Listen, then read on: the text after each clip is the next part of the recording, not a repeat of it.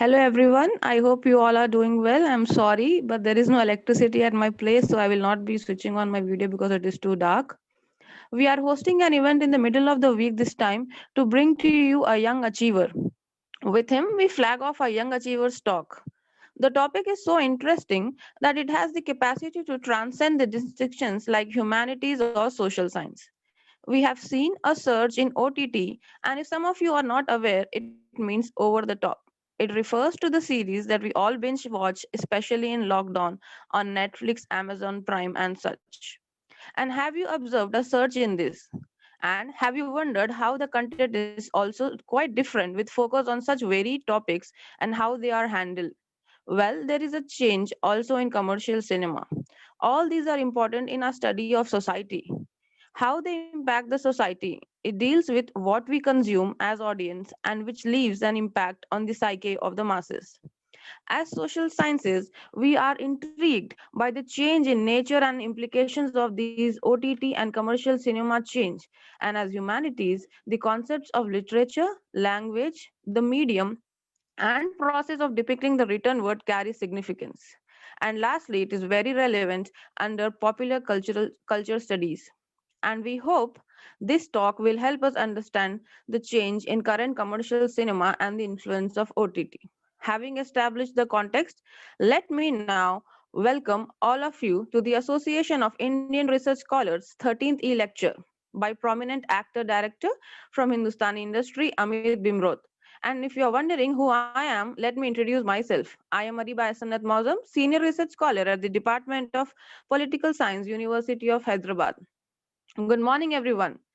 We will get to the presentation shortly, but before that, let me remind all the participants to switch their videos off for better streaming and also use the chat box only to share questions for the speaker along with their designations and affiliations.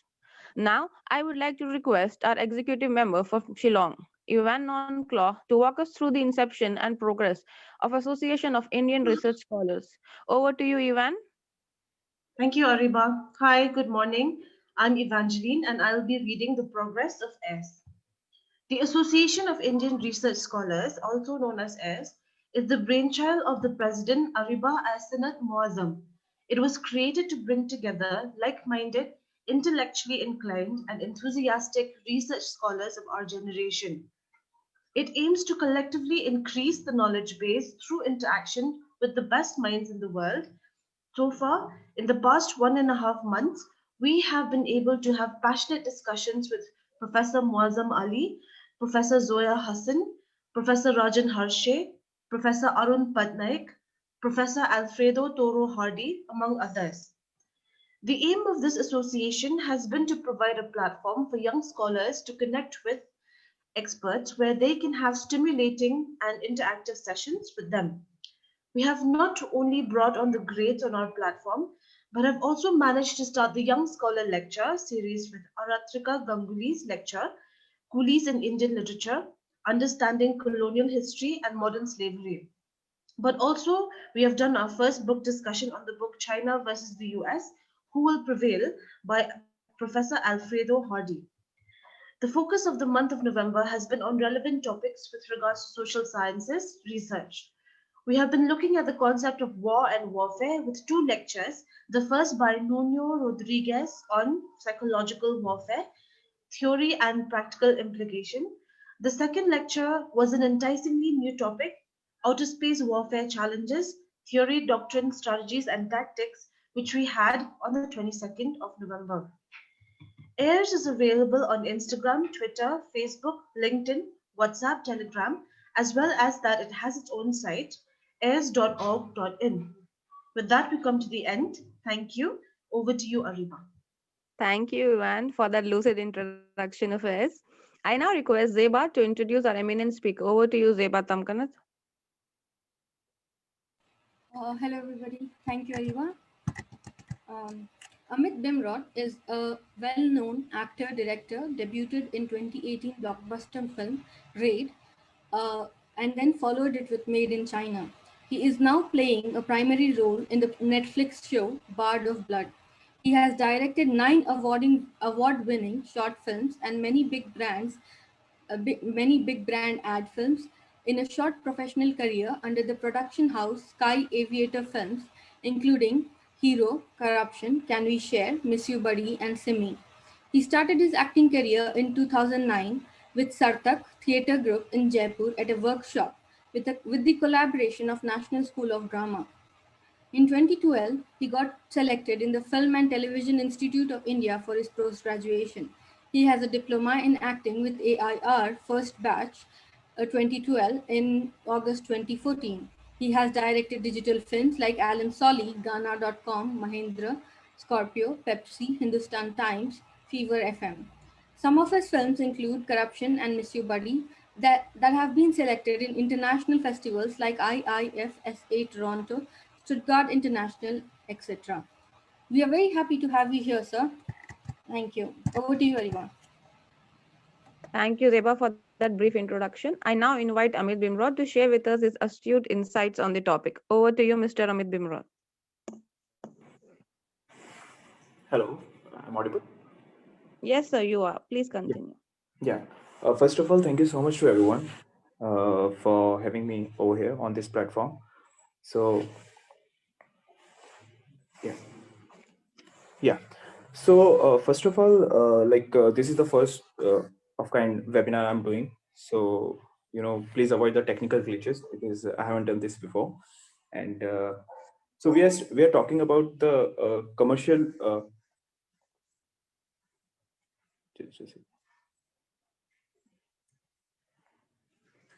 Okay. So instead of saying change of commercial cinema, I think we should say content-based cinema, which is doing commercially right now, recently. And this change जो हुआ है ये in last decade, तो उसमें हम लोग कहते हैं कि सिनेमा हर 10 साल में चेंज होता है. सिनेमा एक ओवरनाइट चेंज नहीं होता. हर 10 साल के अंदर एक ग्रेजुअली अपग्रेड होता है सिनेमा. तो ये 10 साल को समझने के लिए आई बिलीव हमें थोड़ा सा 5 साल और पहले, I mean 15 years back, around 2004 और 2005 के बारे में थोड़ा सा एक बार समझ लेना चाहिए कि उस वक्त कुछ फिल्म डायरेक्टर्स और कुछ प्रोड्यूसर्स ने अपने कुछ एफर्ट्स दिए, जिसकी वजह से आज हम लोग एक बहुत ही बेहतरीन टाइम से निकल रहे हैं सिनेमा के और स्टोरीज के, कैरेक्टर्स के. इनिशियल स्टेज पे फिल्म के 4 इंपॉर्टेंट सेक्शंस होते हैं: प्रोड्यूसर, प्रोडक्शन, डायरेक्टर, राइटर और टेक्निकल सेक्शन, जिसमें editing, cinematography, sound, art direction, production design, ये सारे के सारे आते हैं. लेकिन हम पॉइंट टू पॉइंट उन पे बात करते हैं. सबसे पहले जो सेक्शन है डायरेक्टर का. जो एक डायरेक्टर अपनी एक फिल्म लिखता है, एक फिल्म बनाता है, किस तरीके से वो ऑडियंस तक अपनी फिल्म को फाइनल बना के पहुंचाता है. तो वो 0 से लेके 100 तक के प्रोसेस में वो शुरू से लेके एंड तक उसको लीड करते हैं. तो इसके अंदर 2004 और 5 और 3 के अराउंड पहले से भी होता था, क्योंकि हम लोग करंट टाइम की बात कर रहे हैं तो हम लोग उन्हीं फिल्म मेकर्स को लेके चलेंगे. 2 तरह के सेक्शंस हुए डायरेक्टर्स के, जिसमें एक सेक्शन है अनुराग कश्यप का, जिन्होंने फिल्म फेस्टिवल्स का जो उसको क्रैक किया. उसके अंदर उन्होंने अपनी फिल्म्स भेजी, फिल्म्स बनाई, फिल्म्स प्रोड्यूस की और इंटरनेशनली मार्केट में अपने आप को एस्टेब्लिश किया, अपनी फिल्म्स को. और उसके पीआर को इंडिया में लाके उन्होंने धीरे धीरे ग्रेजुअली फिल्म्स को थिएटर तक पहुंचाया, विंडोज तक पहुंचाया, ऑडियंस तक पहुंचाया. उनकी फिल्म्स की अगर बात करें, जैसे 2004 में ब्लैक फ्राइडे, डेव डी 2009 में, और गैंग्स ऑफ वासेपुर जो कि 2012 में आई थी, वो एक आई थिंक एक माइलस्टोन फिल्म भी हम लोग कह सकते हैं उसको, बिकॉज वो एक ऐसी फिल्म थी कि ऑडियंस ने जब पहली बार उस फिल्म को देखा तो उन्होंने एक रूटेड एरिया इंडिया का, जहाँ पे किस तरीके से लैंग्वेज यूज की जाती है, किस तरह का जो वायलेंस है वो यूज हुआ है फिल्म के अंदर, लोगों ने उससे रिलेट किया अपने आप को काफी हद तक. कि लोगों ने देखा कि ये जो कैरेक्टर्स हैं हमारे आसपास के कैरेक्टर्स हैं. लोग उनके ड्रेसिंग सेंस से, लोग उनके बोलने के सेंस से, या फिर उसके सोशियो पॉलिटिकल जो उसकी पूरा सर्कमस्टांसेस उन्होंने फिल्म में दिखाए थे, लोगों ने बहुत रिलेट किया, और उसी का रीजन है कि स्लोली फिल्म्स और भी कई फिल्म मेकर्स ने इंस्पायर होके वहां से फिल्म एक एक ट्रैक चालू हुआ कि इस तरह की रियलिस्टिक फिल्म्स स्टार्ट हुई, और ऑडियंस ने भी अपना टेस्ट डेवलप करना शुरू किया। सो अनुराग कश्यप की हम लोग बात कर रहे हैं, अनुराग कश्यप वाले जोन की। वो तो एक सेक्शन हुआ कि उन्होंने फिल्म फेस्टिवल के सर्किट को पूरे के पूरे को एक्सप्लोर किया, और हमारे फिल्म्स को एक इंटरनेशनल लेवल पे रिसेंट टाइम्स में लेके गए, और आफ्टर दैट उन्होंने उसको कमर्शियली भी एक्सप्लोर किया और यंग फिल्म मेकर्स को लेकर आए। उनका बहुत बड़ा इनपुट है उसके अंदर। अगर हम उसी में एड ऑन करता हूँ मैं थोड़ा सा, कि उड़ान फिल्म आई थी विक्रमादित्य मोटवानी की, लव सेक्स और धोखा एक फिल्म थी दिवाकर बैनर्जी की, और द लंच बॉक्स फिल्म आई थी 2013 में, आंखों देखी, और मसान 2015 में। तो ये एक चेन है, पूरी की पूरी चेन, जो अनुराग कश्यप के आप सर्कल से बोल सकते हो, या फिर कहते हैं कि उनके सर्कल से तो है ही, और लेकिन इंस्पिरेशन भी रही है कि जब उन्होंने खुद ने कुछ क्रैक किया तो उन्होंने जो है पुश किया यंग फिल्म मेकर्स को, क्योंकि बहुत मुश्किल होता है एक फिल्म को कंप्लीट करके फाइनल आउटपुट तक लेके आना और ऑडियंस तक उसको लेके आना। अब एक दूसरा सेक्शन जो है फिल्म मेकर्स का, वो आता है विशाल भारद्वाज जी का, जिन्होंने मकबूल बनाई 2003 में, और ओमकारा बनाई 2006 में। दोनों के दोनों ही मैकबेथ और ओथेलो से आती हैं, इंग्लिश लिटरेचर से उन्होंने फिल्म को उन्होंने एडेप्टेशन किया हिंदी के अंदर। और उन्होंने एक असेंबल कास्ट, या फिर हम कहेंगे कि एक थोड़ा सा मेन स्ट्रीम कमर्शियल को जो उन्होंने अपनी फिल्म के अंदर एड ऑन किया, कि एक सेंसिबल फिल्म बना के वो कमर्शियली थिएटर पे लेके आए, जिसको ऑडियंस ने बहुत पसंद किया उस वक्त में। कि एक मतलब उन्होंने फिल्म में सॉन्ग्स भी रहे, फिल्म के अंदर कहते हैं ना कि इस तरह के डायलॉग्स भी रहे कि जिसको लोगों ने काफी मतलब उसको देखा भी लोगों ने। तो आई थिंक तो ये सारे के सारा चीजें उन्होंने लेके आए थे, जो एक विशाल उस तरह की फिल्मों का ट्रैक चला। अब उस ट्रैक पे अगर हम बाद में बात करते हैं तो डेली वैली जैसी एक फिल्म आई, नो वन किल जेसिका 2001 में एक फिल्म आई, Queen, Piku, Kapoor and son, Newton, और अंधाधुन अभी हम रिसेंट में बात करें तो एक पूरा के पूरा इसका एक ट्रैक है। गली बॉय, विकी डोनर, कहानी 2012, और तलवार, ये इस ट्रैक पे आती है फिल्म की। एक पूरी असेंबल कास्ट है, पूरी एक उन्होंने एक सॉन्ग्स भी है फिल्म के अंदर, स्टोरी भी है, रियल इवेंट्स से फिल्म उठाई गई है, या फिर रियल इवेंट्स को ध्यान में रखते हुए फिल्म लिखी गई है, किरदारों को लिखा गया है, और उसको इस तरीके से थिएटर तक लेके आए हैं कि ऑडियंस जो है उसको एंजॉय कर पाए। ऑडियंस को, क्योंकि आप ऑडियंस फिल्म देखना चाहती है, लेकिन साथ के साथ ये भी देखना चाहती है कि वो उसको होल्ड करना अपने एक सीट के ऊपर, या 1.5 घंटे या 2.5 घंटे, या जो भी आपका फिल्म का ड्यूरेशन है, वो अपने आप में एक बहुत बड़ा टास्क है।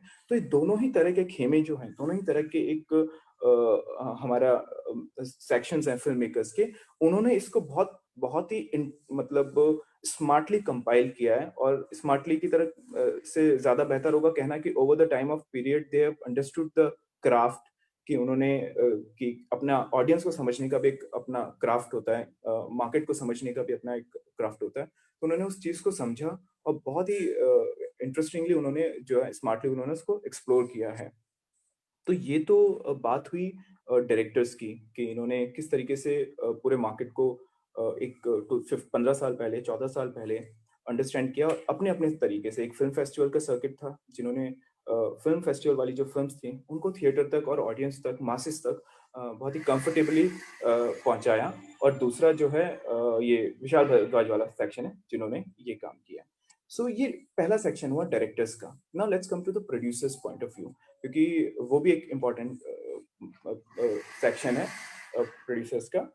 तो प्रोड्यूसर्स के अंदर हम लोग अगर बात करेंगे तो अनुराग कश्यप, प्रोड्यूसर्स में भी एक बहुत सारे नाम ऐसे हैं कि जो डायरेक्टर्स प्रोड्यूसर्स बने थे, उन्होंने फिल्म को प्रोड्यूस किया, यंग फिल्म मेकर्स को लेके आए। क्योंकि जब वो अपने आप में स्टेब्लिश हुए तो उन्होंने समझा है कहीं ना कहीं कि क्या किस चीज की जो यंग फिल्म मेकर्स को जरूरत है, और अकॉर्डिंगली उन्होंने उस पर काम किया है। सो उसमें नाम आते हैं कई। अनुराग कश्यप हैं जिन्होंने फैंटम फिल्म्स और अनुराग कश्यप प्रोडक्शन उनका हुआ था। गुनीत मोंगा हैं जिन्होंने शिक्षा एंटरटेनमेंट, विदु विनोद चोपड़ा हैं, राजू हिरानी हैं, वायाकॉम 18, सौजित सरकार, एक्सेल एंटरटेनमेंट, और अभी मैडक फिल्म या जंगली पिक्चर्स तक हम बात कर सकते हैं। रोनिस वाला भी वहाँ पे, काफी नाम शायद मैं यहाँ पे मिस कर गया हूँगा, तो बट आप लोग समझ गए होंगे मैं जिनकी बात कर रहा हूँ। तो ये वही प्रोड्यूसर्स हैं, क्योंकि एक ट्रस्ट बिल्डअप होना कि फिल्म, क्योंकि if someone is spending 100 rupees किसी फिल्म के ऊपर, तो ऑब्वियसली वो कहाँ तक, मतलब एक होता है कि एक बेसिक उनका 100 रुपीज तो उनके पास में वापस आए, ताकि वो अगली फिल्म बना पाए, ताकि वो अगर 100 या 120 आए कि एक से ज्यादा फिल्म बना पाए, या और यंग फिल्म मेकर्स को वो लोग लेके आ पाए। तो इस चीज को आई थिंक एक डायरेक्टर से बेहतर कोई समझ नहीं सकता। इसलिए हम लोग देखते हैं कि जो टॉप 5 या टॉप 6 डायरेक्टर्स हैं जो एक बहुत बेहतरीन फिल्म लेके आए थे पिछले 10 ईयर्स में, एक कंटेंट बेस्ड फिल्म्स लेके आए थे, उनमें डायरेक्टर्स के नाम ही आपको प्रोड्यूसर्स में मिलेंगे, काफी ज्यादा मिलेंगे। तो यही वो नाम है, क्योंकि 2004, 3, 4, 5, 6 के आसपास जब इन्होंने शुरुआत की थी, या उससे पहले जब इन्होंने शुरुआत की थी, तो इन्होंने बहुत सारे ऐसे टेक्निकल प्रॉब्लम्स या फाइनेंशियल प्रॉब्लम्स इन्होंने फेस किए, जो जब ये लोग स्टैब्लिश हुए तो इन्होंने कोशिश की कि जो यंग फिल्म मेकर, कोई टैलेंटेड फिल्म मेकर या कोई स्टोरी को लेके आ रहे हैं, किसी फिल्म को लेके उनके पास आ रहे हैं, तो वो चीज फेस ना करें। एंड आई थिंक हमने वो सारी चीजें देखा भी है कि जिस तरह का फ्रीडम उन्होंने दिया है, उसी की वजह से हुआ है कि फिल्म मेकर्स इतने सॉलिड स्टोरीज के साथ आए हैं, चाहे वो फेस्टिवल सर्किट में गए हों, या फिर वो हमारे कमर्शियल विंडो पे आए हों, टिकट विंडोज पे, या डायरेक्ट टू थिएटर जो फिल्म रिलीज हुई हैं। तो इसमें सेकंड नंबर पे कि प्रोड्यूसर्स की अंडरस्टैंडिंग, जो उन्होंने over the time of period उन्होंने सीखा कि किस चीज की जरूरत है, और उस जरूरत को फुलफिल किया अकॉर्डिंगली। देन आते हैं हमारे राइटर्स। तो इस राइटर्स के अंदर की जो पूरा 15 साल रहा है, तो राइटर्स ने ही एक पूरा मेजर ट्रांसफॉर्मेशन लेके आए हैं। वो एक ऐसी स्टोरीज को लेके आए हैं जो पहले लोगों ने नहीं देखी थी, या पहले लोगों ने देखी भी थी तो आई थिंक मेन स्ट्रीम में उस पैकेज के साथ नहीं देखी थी, या थिएटर पे नहीं देखी थी। जूही चतुर्वेदी एक नाम है, जिन्होंने विकी 2012, मद्रास कैफे 2013, पीकू 2015 में लेके आई, अक्टूबर और गुलाबो सिताबो जैसी फिल्म इन्होंने लिखी है, स्टोरी और स्क्रीन पे लिखा है। ये सारी की सारी फिल्में पहले से अलग हैं, एक भी फिल्म दूसरी से मिलती नहीं है। सारी की सारी फिल्मों के अंदर जो उनका सेटअप है, बहुत ही एक मिडिल क्लास या लोअर मिडिल क्लास फैमिलीज का है, या फिर ऐसी फैमिलीज हैं जो ऑडियंस कनेक्ट करती हैं। ऑडियंस को लगता है कि ये फैमिली मेरे आसपास रहती होगी, या मेरे किसी फ्रेंड की फैमिली होगी, या मेरे किसी रिलेटिव की फैमिली होगी। तो उन्होंने इन सारी कहानियों से बहुत रिलेट किया। रिलेट करने के साथ साथ जब उसको हम लोग फिल्म पर देखते हैं, मतलब बड़े पर्दे पर देखते हैं, कि जो भी एक थोड़ा सा एक मेन स्ट्रीम का टच है टेक्निकली और क्रिएटिवली, तो वो एक ऑडियंस उसको एंजॉय भी करता है, और उसके साथ साथ जो फिल्म की कहानी, जो जिस तरीके से डायरेक्टर और राइटर कहना चाहते हैं, प्रोड्यूसर कहना चाहते हैं, वो उन तक पहुंच भी जाती है। तो आई थिंक ये एक अपने आप में अचीवमेंट है हमारे डायरेक्टर्स का, राइटर्स का, प्रोड्यूसर्स का, कि जो चीज आज से 20 साल, 25 साल या 30 साल पहले सिर्फ एक पर्टिकुलर सेक्शन तक थी, कि एनएफडीसी फिल्म्स प्रोड्यूस कर रहा है, गिनती की फिल्म, उस तरह की एनएफडीसी की फिल्म्स है, वो पर्टिकुलर सेक्शन या तो टीवी पे, दूरदर्शन पे आ जाएंगी, या फिर किसी गिनती के फेस्टिवल्स में चली जाएंगी, नेशनल अवार्ड तक चली जाएंगी, और थिएटर में शायद कहीं कहीं रिलीज हो जाए, वो भी कोई फेस्टिवल है, या फिर कोई ऑर्गेनाइजेशन ने कुछ ऑर्गेनाइज किया है, तो वहां पे लोग देख पाते हैं। लेकिन मासेस नहीं देख पाता। मासेस तक कहानी को पहुंचाना, इस तरह की कहानियों को पहुंचाना, उसके अंदर एंटरटेनमेंट के पर्सपेक्टिव को भी रखते हुए, टेस्ट को रखते हुए पहुंचाना, ये एक अचीवमेंट है हमारा पिछले 15 और 20 इयर्स के अंदर, जो प्रोड्यूसर्स और पूरी क्रिएटिव्स की टीम यहाँ तक पहुंची है।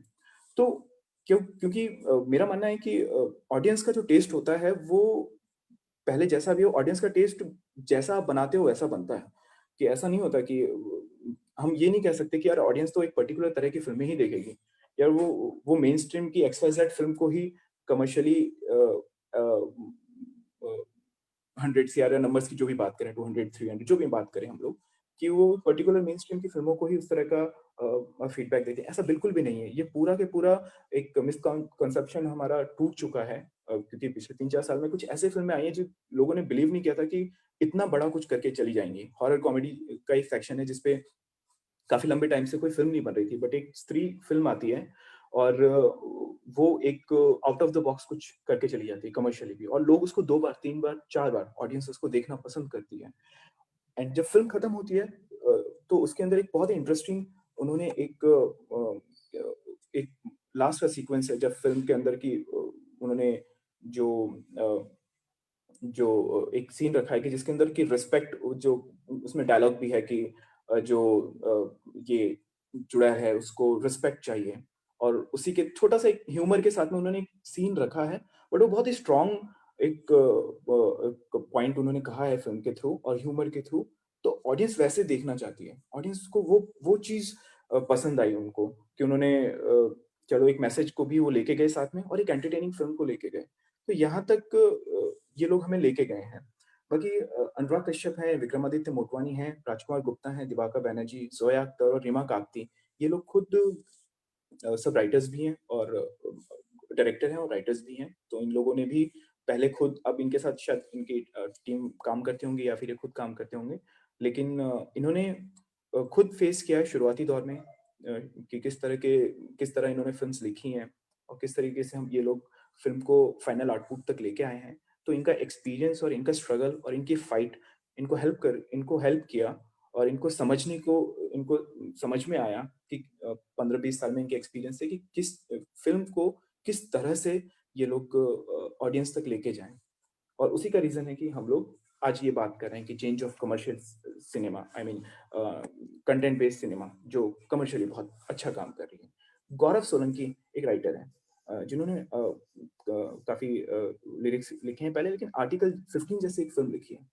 मुझे नहीं लगता कोई भी हम में से शायद सोच सकता हो कि आज से 15 साल पहले कि आर्टिकल 15 जैसी एक फिल्म आएगी और वो मासेस तक पहुंच जाएगी, उसके कैरेक्टर मासेस तक पहुंच जाएंगे, उसके डायलॉग्स मासेस तक पहुंच जाएंगे। इस तरह का सब्जेक्ट जिसके ऊपर कभी बातचीत नहीं होती आर्टिकल 15 जैसे सब्जेक्ट की, मगर एक ऐसी फिल्म आती है, कमर्शियली बहुत अच्छा करती है और ऑडियंस उसकी बात करते हैं, चाहे वो सोशल मीडिया हो, चाहे वो किसी भी तरह का विजुअल मीडिया हो, या फिर कोई भी प्लेटफॉर्म हो, पब्लिक प्लेटफॉर्म हो, या फिर किसी स्कूल, कॉलेज, यूनिवर्सिटी, हर जगह आर्टिकल 15 की बात हुई।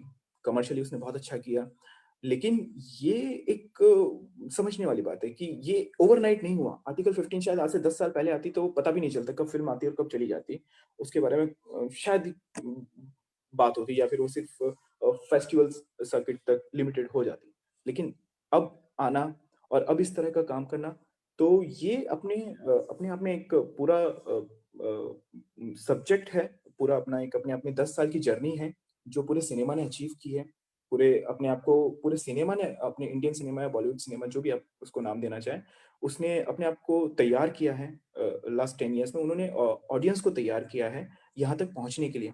न्यूटन, अमित मालूसकर की फिल्म आई थी न्यूटन, जो छत्तीसगढ़ के एक बहुत ही बैकवर्ड इलाके में वोटिंग पे बेस्ड है कि किस तरीके से कॉनेस्ट ऑफिसर वहाँ पे वोटिंग कंप्लीट कराते हैं। और हम लोग शायद, मुझे भी आइडिया नहीं था फिल्म देखने से पहले कि इतना डिटेलिंग में आइडिया नहीं था कि इस तरह की परेशानी भी किसी एक एरिया में आती होगी, जहाँ पे कि लोग अपना राइट यूज नहीं कर पा रहे हैं या वोट देने से कतरा रहे हैं, और एक सरकारी अफसर जाके अपना वहाँ पे एक वोटिंग करवा रहा है। तो ये सारे राइटर्स का इनपुट है। राइटर्स ने अपने आप को डेवलप किया है इस पूरे 10 से 12 साल में। हम लोगों को उन्होंने पहले खुद ने समझा है कि जरूरत क्या है ऑडियंस की, या फिर एक कहानी को किस तरीके से हम लोग कमर्शियली ऑडियंस तक लेके जाएं, और उसी का बेनिफिट है जो हम लोग देख पा रहे हैं कि कमर्शियली सिनेमा के अंदर चेंजेस का। टेक्निकल अपग्रेड, और जिस तरह के जो टेक्निकल डिपार्टमेंट्स होते हैं हमारे फिल्म के अंदर, सिनेमेटोग्राफी है, एडिटिंग है, साउंड है, music, costume, makeup, production design, art direction, ये सारे जो टेक्निकल डिपार्टमेंट्स हैं, तो इन लोगों ने भी टीम के साथ रहते हुए इन पूरा जो टेक्निकल फॉर्मेट है वो भी बहुत अपग्रेड हुआ है। अपग्रेड इन द सेंस कि ट्रेडिशनल जो सिनेमेटोग्राफी होती थी, ट्रेडिशनल सिनेमाटोग्राफी के एक स्टैटिक शॉट होंगे या फिर ट्राइपॉड पे शॉट होंगे, या मतलब एक फॉर्म था कि चलो हम इस सीन को ऐसे ही शूट करेंगे। वो पूरा चेंज हुआ है पिछले 10 साल में। सिनेमाटोग्राफर्स ने रियल स्टोरीज को समझा है, रियल कैरेक्टर्स को समझा है, उनके सिनेरियोस को समझा है। हमने ऐसे एग्जांपल्स भी देखे हैं कि पूरी फिल्म गोरिल्ला शूट हुई है। Gorilla shoot in the sense कि सिर्फ डीओपी और उसकी टीम पहुंचे हैं और एक्टर्स पहुंचे हैं, और साउंड के इक्विपमेंट्स लगे हुए हैं, जो भी पॉसिबल है लगना, और उन्होंने रियल लोकेशन पे जाके पूरी फिल्म को शूट किया है, जो शायद पहले कोई सोच भी नहीं सकता था कि इस तरीके से एक फिल्म को ये लोग शूट कर पाएंगे। एक पूरी फिल्म हैंड एंड शूट हो रही है। वेस्टर्न सिनेमा में और वर्ल्ड सिनेमा में ऐसी चीजें हुई हैं, ये कोई नई बात नहीं, बट वो 40-50 ईयर्स पहले की बातें हैं। हर वक्त टाइम टू टाइम होती रही हैं चीजें, लेकिन अभी क्योंकि हम लोग कमर्शियल मेन स्ट्रीम में जो बात कर रहे हैं, तो इसीलिए मैं शायद हम रिसेंट की बात करेंगे। तो इन्होंने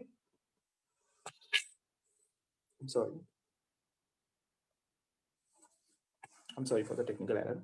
ओके, तो इन लोगों ने हमने देखा है कि ट्रैप्ड जैसी एक फिल्म है, वो ट्रैप्ड जैसी एक फिल्म है जो, और गैंग्स ऑफ वासेपुर जैसी जो फिल्म है, ये काफी हद तक हैंड हैंडल्ड शूट हुई है कि कैमरामैन ने अपने हाथ में फिल्म को रखा है और हमें इतना रियल एक्सपीरियंस दिया है कि जब हम बड़े पर्दे पर फिल्म जब लोग देखते हैं तो वो लोग फील कर पाते हैं कि हमारे बहुत क्लोज टू हैपन, जो स्टोरी हो रही है बहुत क्लोज टू हो रही है, मतलब किरदार है वो उनसे बहुत क्लोज है। तो ये एक सिनेमैटिक एक्सपीरियंस देने के लिए सिनेमेटोग्राफर्स ने अपने आप को over the time of period upgrade किया है कि क्या देखना चाहते हैं लोग, कैसा देखना चाहते हैं, और ऑडियंस किस फिल्म को किस कलर में देखना चाहती है, किस फिल्म को किस कॉस्ट्यूम में देखना चाहती है, तो कॉस्ट्यूम डिपार्टमेंट में उस हिसाब से काम किया है।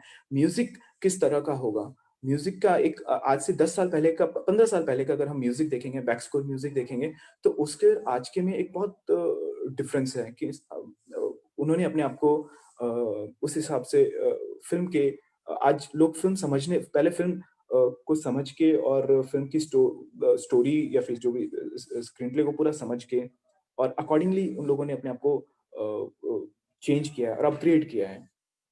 एडिटिंग की बात करें तो एडिटिंग में भी सिमिलर चीजें हैं, मेकअप, प्रोडक्शन डिजाइन और आर्ट डायरेक्शन। लोग प्रिफर करते हैं इन टर्म्स ऑफ आर्ट डायरेक्शन की रियल लोकेशंस पे जाके शूट किया जाए।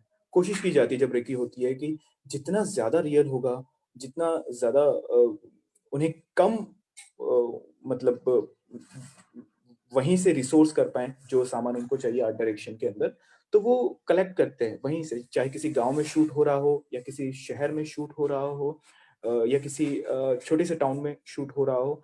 वो कोशिश करते हैं कि रियल घरों में शूट किया जाए, रियल लोकेशंस उनके पास हो। कोशिश, और इसी दौरान होता भी है कि देखने को मिलता है कि वहाँ के लोकलाइट लोगों को कास्ट किया जाता है, जो बहुत इंटरेस्टिंग है कि वहीं के लोग मेन स्ट्रीम फिल्म के अंदर कि वहीं के लोकलाइट लोग अच्छे अच्छे कैरेक्टर्स प्ले कर जाते हैं कई बार, कि उन्हीं को वहीं पे प्लेस किया जाता है, उनके घर के सामानों को वहीं पे रखा जाता है।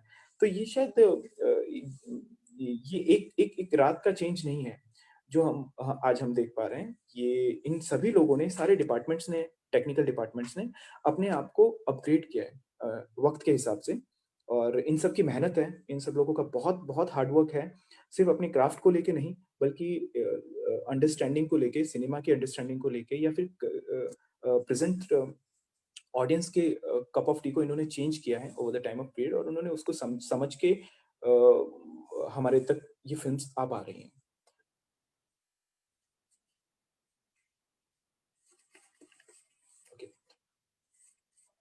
डिजिटल रिवॉल्यूशन एक वर्ड हम लोग कई बार यूज करते हैं मीटिंग्स के अंदर, बट इसको मैं थोड़ा सा और इलाबोरेट करता हूँ कि इसने बहुत हेल्प किया है कि हम लोग 2008 और 10 का एक टाइम आया था कि जब कैमराज इजीली अवेलेबल था, मतलब छोटे कैमराज जैसे PD-170 या Canon 5T या और कई छोटे छोटे डिजिटल कैमराज जो वीडियो शूट करने के काम में आते थे, वो अवेलेबल हो गए थे। तो जितने यंग फिल्म मेकर्स हैं उनके लिए एक रास्ता बन गया था कि जो फिल्म लिखने के बाद उसका मतलब उसको लिखने के बाद उसको बनाना बड़ा एक होता है कि बना के मैं फिल्म बनाऊं कैसे, मगर कंप्लीट करता फिल्म पहले कंप्लीट करूं फिर किसी को जाके मैं दिखाऊंगा, चाहे वो शॉर्ट फिल्म ही हो। तो वो चीज जो ये एक डिजिटल कैमरास जो आए जो इजीली अवेलेबल हो गए थे या बहुत ही चीप रेट पे मतलब रेंट पे अवेलेबल हो गए थे, या किसी फ्रेंड से लोग रिसोर्स कर लेते थे।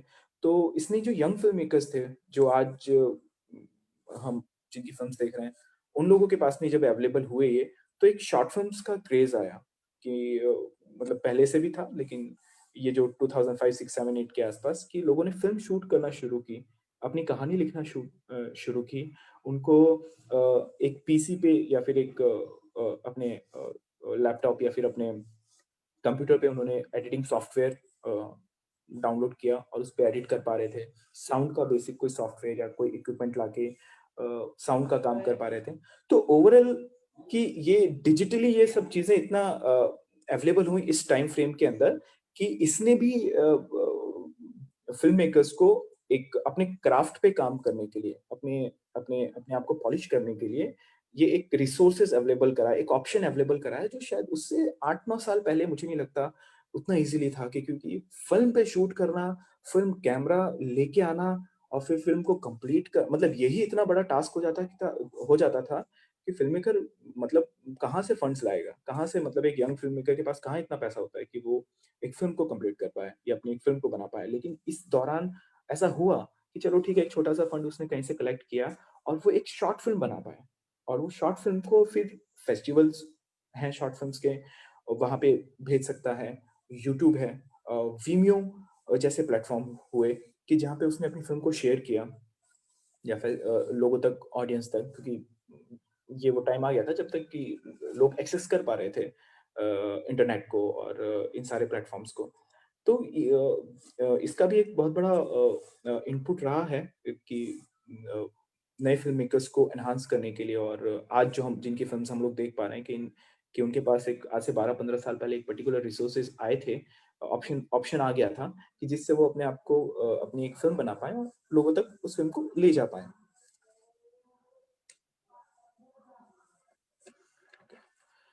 Okay, now let's talk about actors.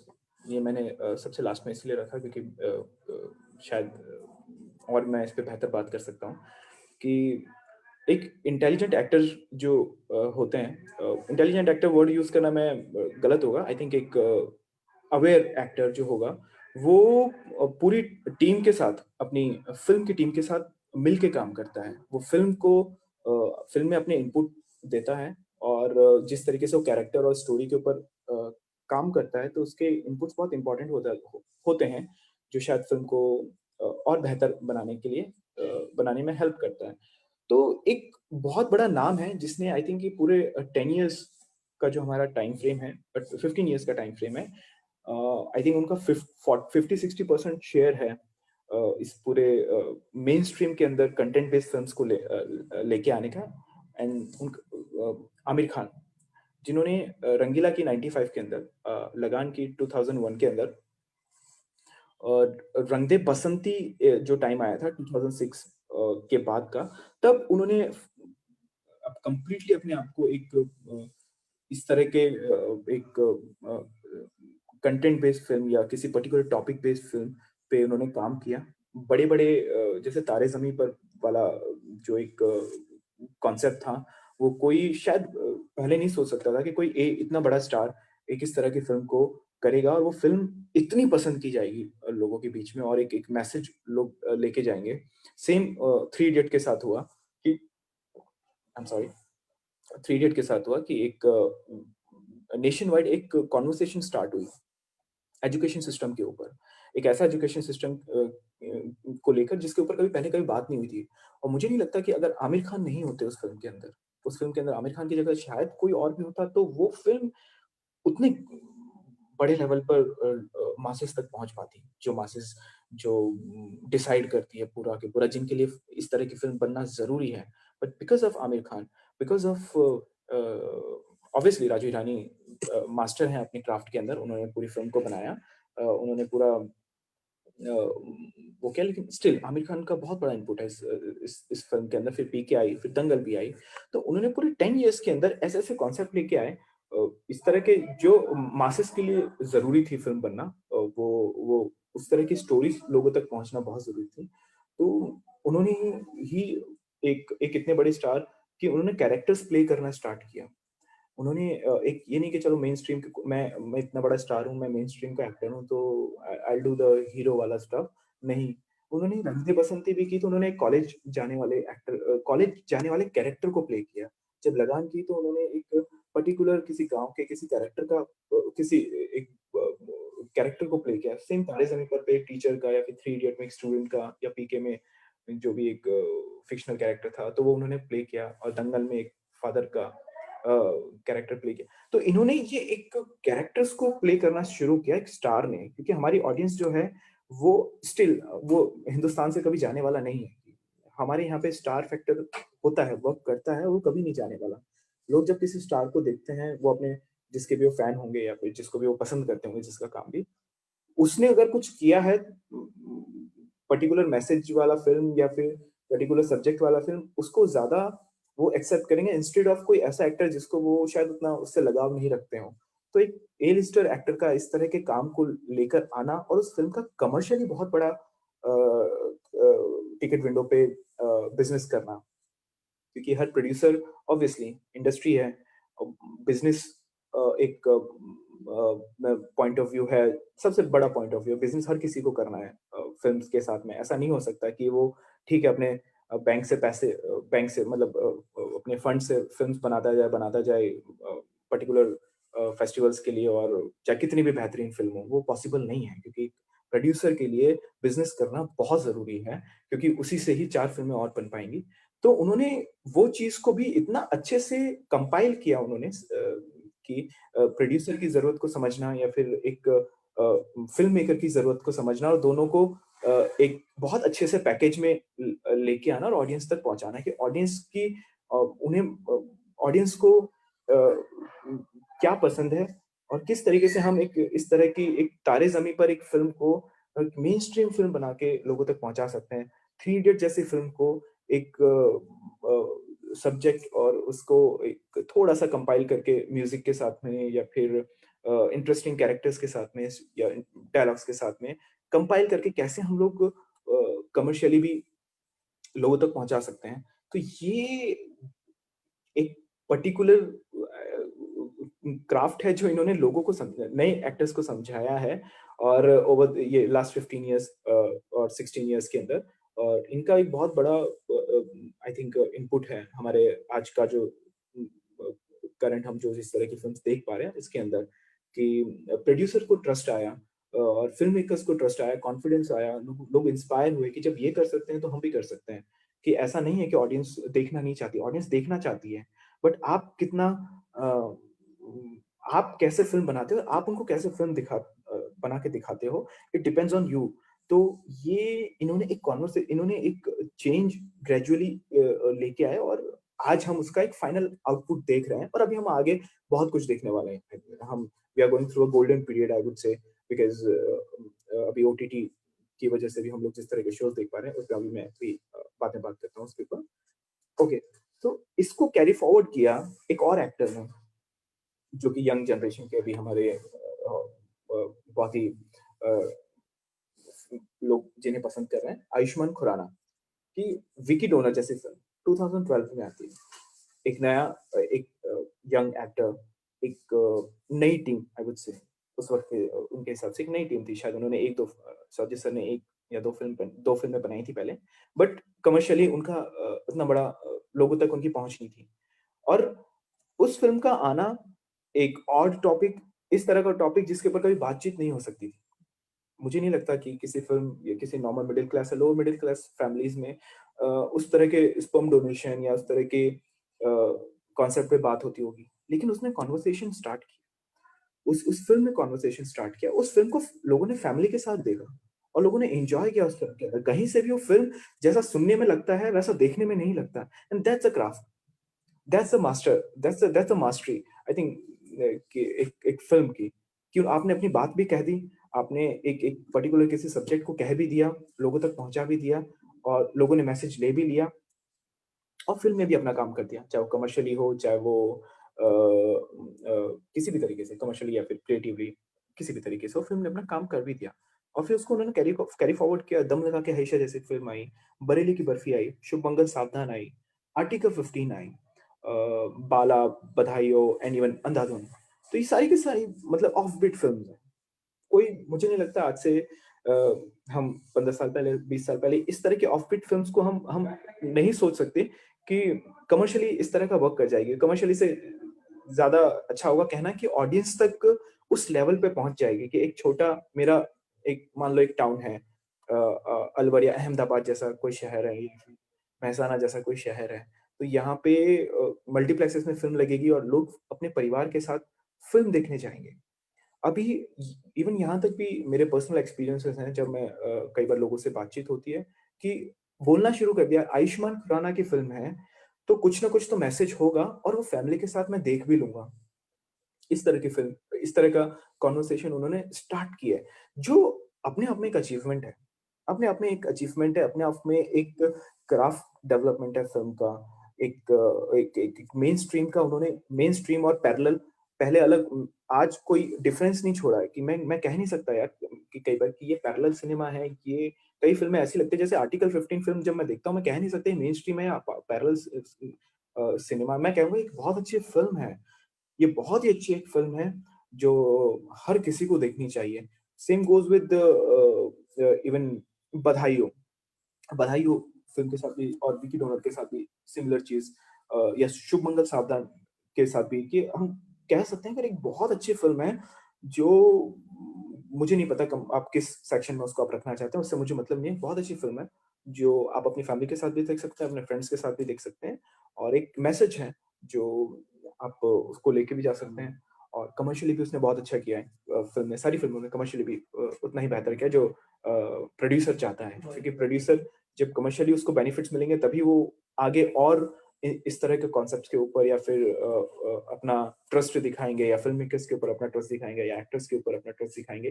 तो आमिर खान ने जो एक एक चेंज किया 15 इयर्स के अंदर, उसका एक एक step ahead in terms of topic और in terms of small films, कि एक छोटे बजट की फ़िल्म जो प्रोड्यूसर्स कि ठीक है, हमें इस हमारा इतना एक बजट है, हम इस पे एक इस तरह की फ़िल्म बना सकते हैं और ये इस तरह का रिटर्न हमें मिल भी जाएगा। ये उनका एक टेक्निकल, एक उनका एक कमर्शियल एस्पेक्ट होता है। बट जो फ़िल्म मेकर का एस्पेक्ट होता है कि मेरी फ़िल्म ऑडियंस तक पहुँच जाएगी, क्योंकि you need a packaging, you need a certain kind of packaging to reach the audience. ऐसा हो नहीं सकता कि आप एक बहुत अच्छी फ़िल्म बनाएँ, लेकिन वो फ़िल्म मैं अपने लैपटॉप पे खुद के लिए बना के चला के देखने लग जाऊँ। ये किसी भी कोई फ़िल्म मेकर ना ही तो बनाएगा, ना ही वो चाहेगा कि उसकी फ़िल्म अपने पर्सनल स्क्रीन तक ही लिमिटेड हो जाए। So that's why I mean ये 2 नाम हैं आमिर खान और आयुष्मान खुराना, जिन्होंने एक एक एक सीनियर नाम है और एक अभी रिसेंट हमारे सामने ही है, कि इन्होंने अपना एक चाहे वो किसी भी तरीके से इन्होंने अचीव किया हो, इन्होंने एक पर्टिकुलर परम्यूटेशन कॉम्बिनेशन हम बोल सकते हैं जो अचीव की है, और ऑडियंस का टेस्ट बदला है।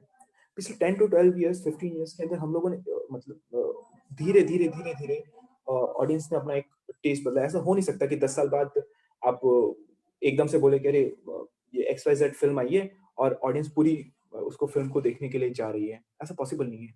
ये एक चेंज है जो बहुत ही ग्रेजुअली अपग्रेड हुआ है, बहुत ही ग्रेजुअली अपडेट हुआ है 15 साल के अंदर, 12 साल के अंदर, और ये 2 नाम हैं जिन्होंने उसके अंदर बहुत अच्छे इनपुट्स दिए हैं अपने, इन टर्म्स ऑफ कमर्शियली।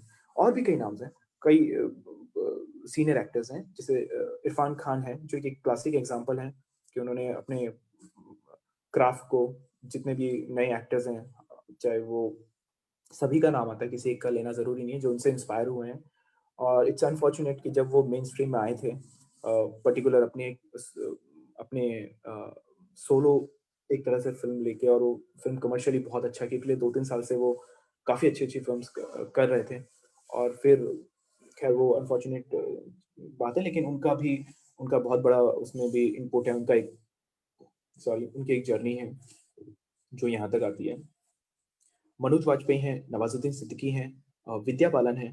अ, विद्या बालन की एक हमारे पहले ऐसा होता नहीं था कि एक फीमेल ओरिएंटेड फ़िल्म कोई आ रही है, वो अ, मतलब एक सेंसिबल फ़िल्म आ रही है, वो कमर्शियली भी बहुत अच्छा वर्क कर रही है। बट विद्या बालन हैं जिन्होंने वो क्रैक किया, और आज भी वो काफ़ी अच्छे सब्जेक्ट्स के साथ आती हैं, काफ़ी अच्छी फ़िल्म्स के साथ आती हैं, चाहे वो बायोपिक हो या फिर किसी भी तरह का जॉनरा हो, लेकिन वो उसमें आती हैं और अ, उनकी फिल्म लोग देखने जाते हैं, उनका एक पर्टिकुलर ऑडियंस है। जिस तरीके से आयुष्मान खुराना के ऊपर या फिर आमिर खान के ऊपर ट्रस्ट किया जाता है, उसी तरीके से उनके ऊपर भी एक ट्रस्ट होता है कि वो एक इस तरह की फिल्म, एक सेंसिबल फिल्म करेंगे, और आई थिंक हमें वो फिल्म जाके देखनी चाहिए। तो ये एक्टर्स का इनपुट है, एक्टर्स का एक, क्योंकि एक्टर्स के ऊपर एक थोड़ी-सी रिस्पॉन्सिबिलिटी होती है, क्योंकि उनको देख के लोग, जो एक बड़ा तबका है हमारे सोसाइटी का, बड़ा ऑडियंस का तबका है, मासेस का जो तबका है, वो देखती है कि फ़िल्म में कौन है? एज़ एन एक्टर फ़िल्म में कौन है? हम किसको देखने जा रहे हैं? तो इनकी एक बहुत बड़ी ज़िम्मेदारी बनती है, और इन्होंने वो रिस्पॉन्सिबिलिटी बहुत बखूबी निभाई है, चेंज करने का। हम जैसे हर जो यंग यंग अपब्रिंगिंग एक्टर्स हैं, वो सब लोगों ने इनसे सीखा है और सीख रहे हैं, और आगे भी ये चेंज अभी कोई पर्टिकुलर नहीं है। शायद आज से 5 साल बाद सिनेमा बहुत शायद अलग होगा, बेहतर होगा, आज से बेहतर सिचुएशन के अंदर होगा, 10 साल बाद और भी अलग होगा। तो इनका इनपुट हमेशा रहेगा, और ये तो मोस्टली सब लोग करेंगे ही। ओके, अब आते हैं हम लोग ऑडियंस और इंटरनेट के एक इनपुट के ऊपर, कि जिस तरीके की मैंने बात की कि चेंज ओवरनाइट नहीं होता। एक पूरा प्रोसेस है, जिसके अंदर धीरे-धीरे ऑडियंस ने अपना कप ऑफ टी चेंज किया, या फिर उन्होंने उन्होंने एक डिफरेंशिएट करना स्टार्ट किया कि अच्छा, ये एक इस तरह की फ़िल्म है, ये एक इस तरह की फ़िल्म है, ये मुझे पसंद है। ये भले ही मेनस्ट्रीम की बड़ी कमर्शियल फ़िल्म होगी, लेकिन मुझे पसंद नहीं है। मैं इसके लिए ₹200 ₹300 जाके देखूँगा, और 2 बार देखना पसंद करूँगा इंस्टेड ऑफ दिस वन। जिसमें एक पुराने मेनस्ट्रीम, मैं नाम नहीं लूँगा, बट पुराने मेनस्ट्रीम की तरह 4 बड़े एक्टर्स होंगे, एक पर्टिकुलर तरह की स्टोरी होगी, एक बड़ा सेटअप होगा, पूरे ताम सॉन्ग्स होंगे, बट वो फ़िल्म वर्क नहीं करती। मतलब उसका बजट होगा 150 सीआर, 160 सीआर, बट वो कमर्शियली वर्क नहीं कर पाती।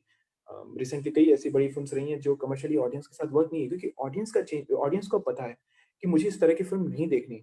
अगर आप बना रहे हो इस तरह का फ़िल्म, नहीं, मैं नहीं देखूँगा जाके इस तरह की फ़िल्म, अनटिल एंड अनलेस उनका कोई फ़ेवरेट स्टार वहाँ पे नहीं है, तो उसके लिए चले जाएँगे। लेकिन स्टिल, चाहे वो कितना भी फ़ेवरेट स्टार हो, वो चाहेंगे कि वो भी एक सेंसिबल इस तरह की फ़िल्म करे कि जिससे हम लोग रिलेट कर पाएँ, जिसे हम पसंद कर पाएँ। जिस तरह की फ़िल्म्स हम देख रहे हैं, बाकी कई एक्टर्स हैं, एक छोटी फ़िल्म कर रहे हैं, लेकिन वो इतनी मज़ेदार फ़िल्म है कि हमें एंटरटेन भी कर रही है, और हमें कोई मैसेज भी दे रही है।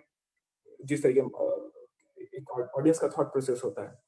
तो वो अब डिफरेंशिएट करने लग गए हैं उस चीज़ को लेके।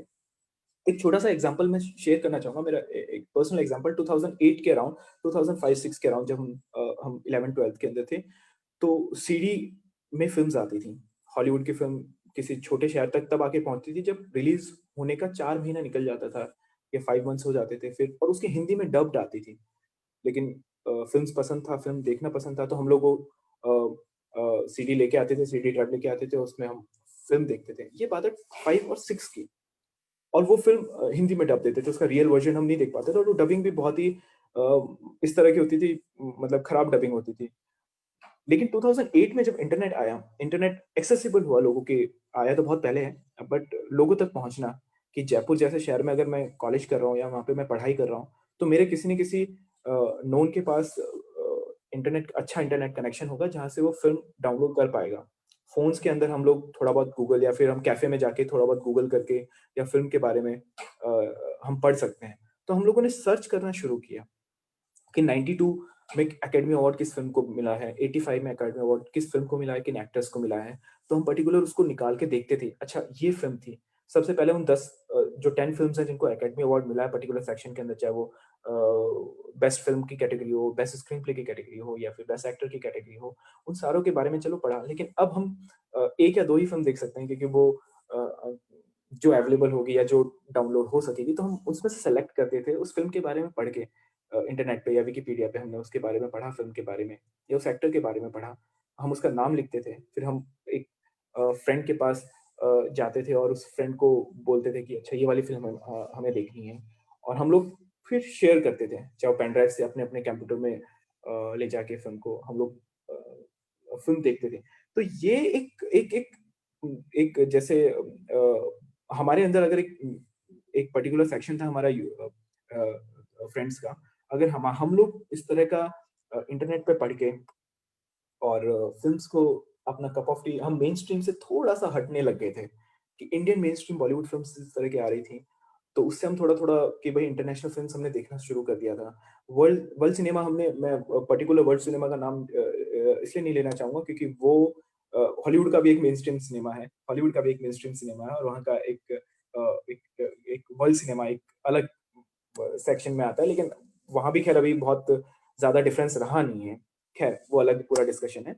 लेकिन हम लोगों ने एक अच्छी फ़िल्म्स देखना शुरू की। जो जो काम वहाँ पे 90s में हो चुका था, जो 85 में हो चुका था, वहाँ पे हम लोग अभी भी नहीं पहुँचे थे। तो हमारे डिस्कशन शुरू हुए स्टोरीज़ को लेके, कैरेक्टर्स को लेके और ग्रेजुअली टेस्ट जो है वो डेवलप हुआ कि 1-2 साल फ़िल्म देखने के बाद हमें एक पर्टिकुलर तरह की फ़िल्म देखनी पसंद नहीं आती थी, कि हर 5 मिनट बाद एक गाना आ रहा है या 10 मिनट बाद एक गाना आ रहा है या एक सिमिलर काइंड ऑफ हम उस हीरो को 5 फ़िल्मों में जो प्रोटैगनिस्ट है, उस प्रोटैगनिस्ट को हम 5 और फ़िल्मों में आज से 5 साल पहले सेम तरह के रोल करते हुए हम देख चुके हैं, हम नहीं देखना चाहते उसको उस तरीके से। ये एक डेवलप हुआ टेस्ट कि नहीं यार अभी अभी हमें कैरेक्टर्स देखने हैं, अभी हमें स्टोरीज़ देखनी है।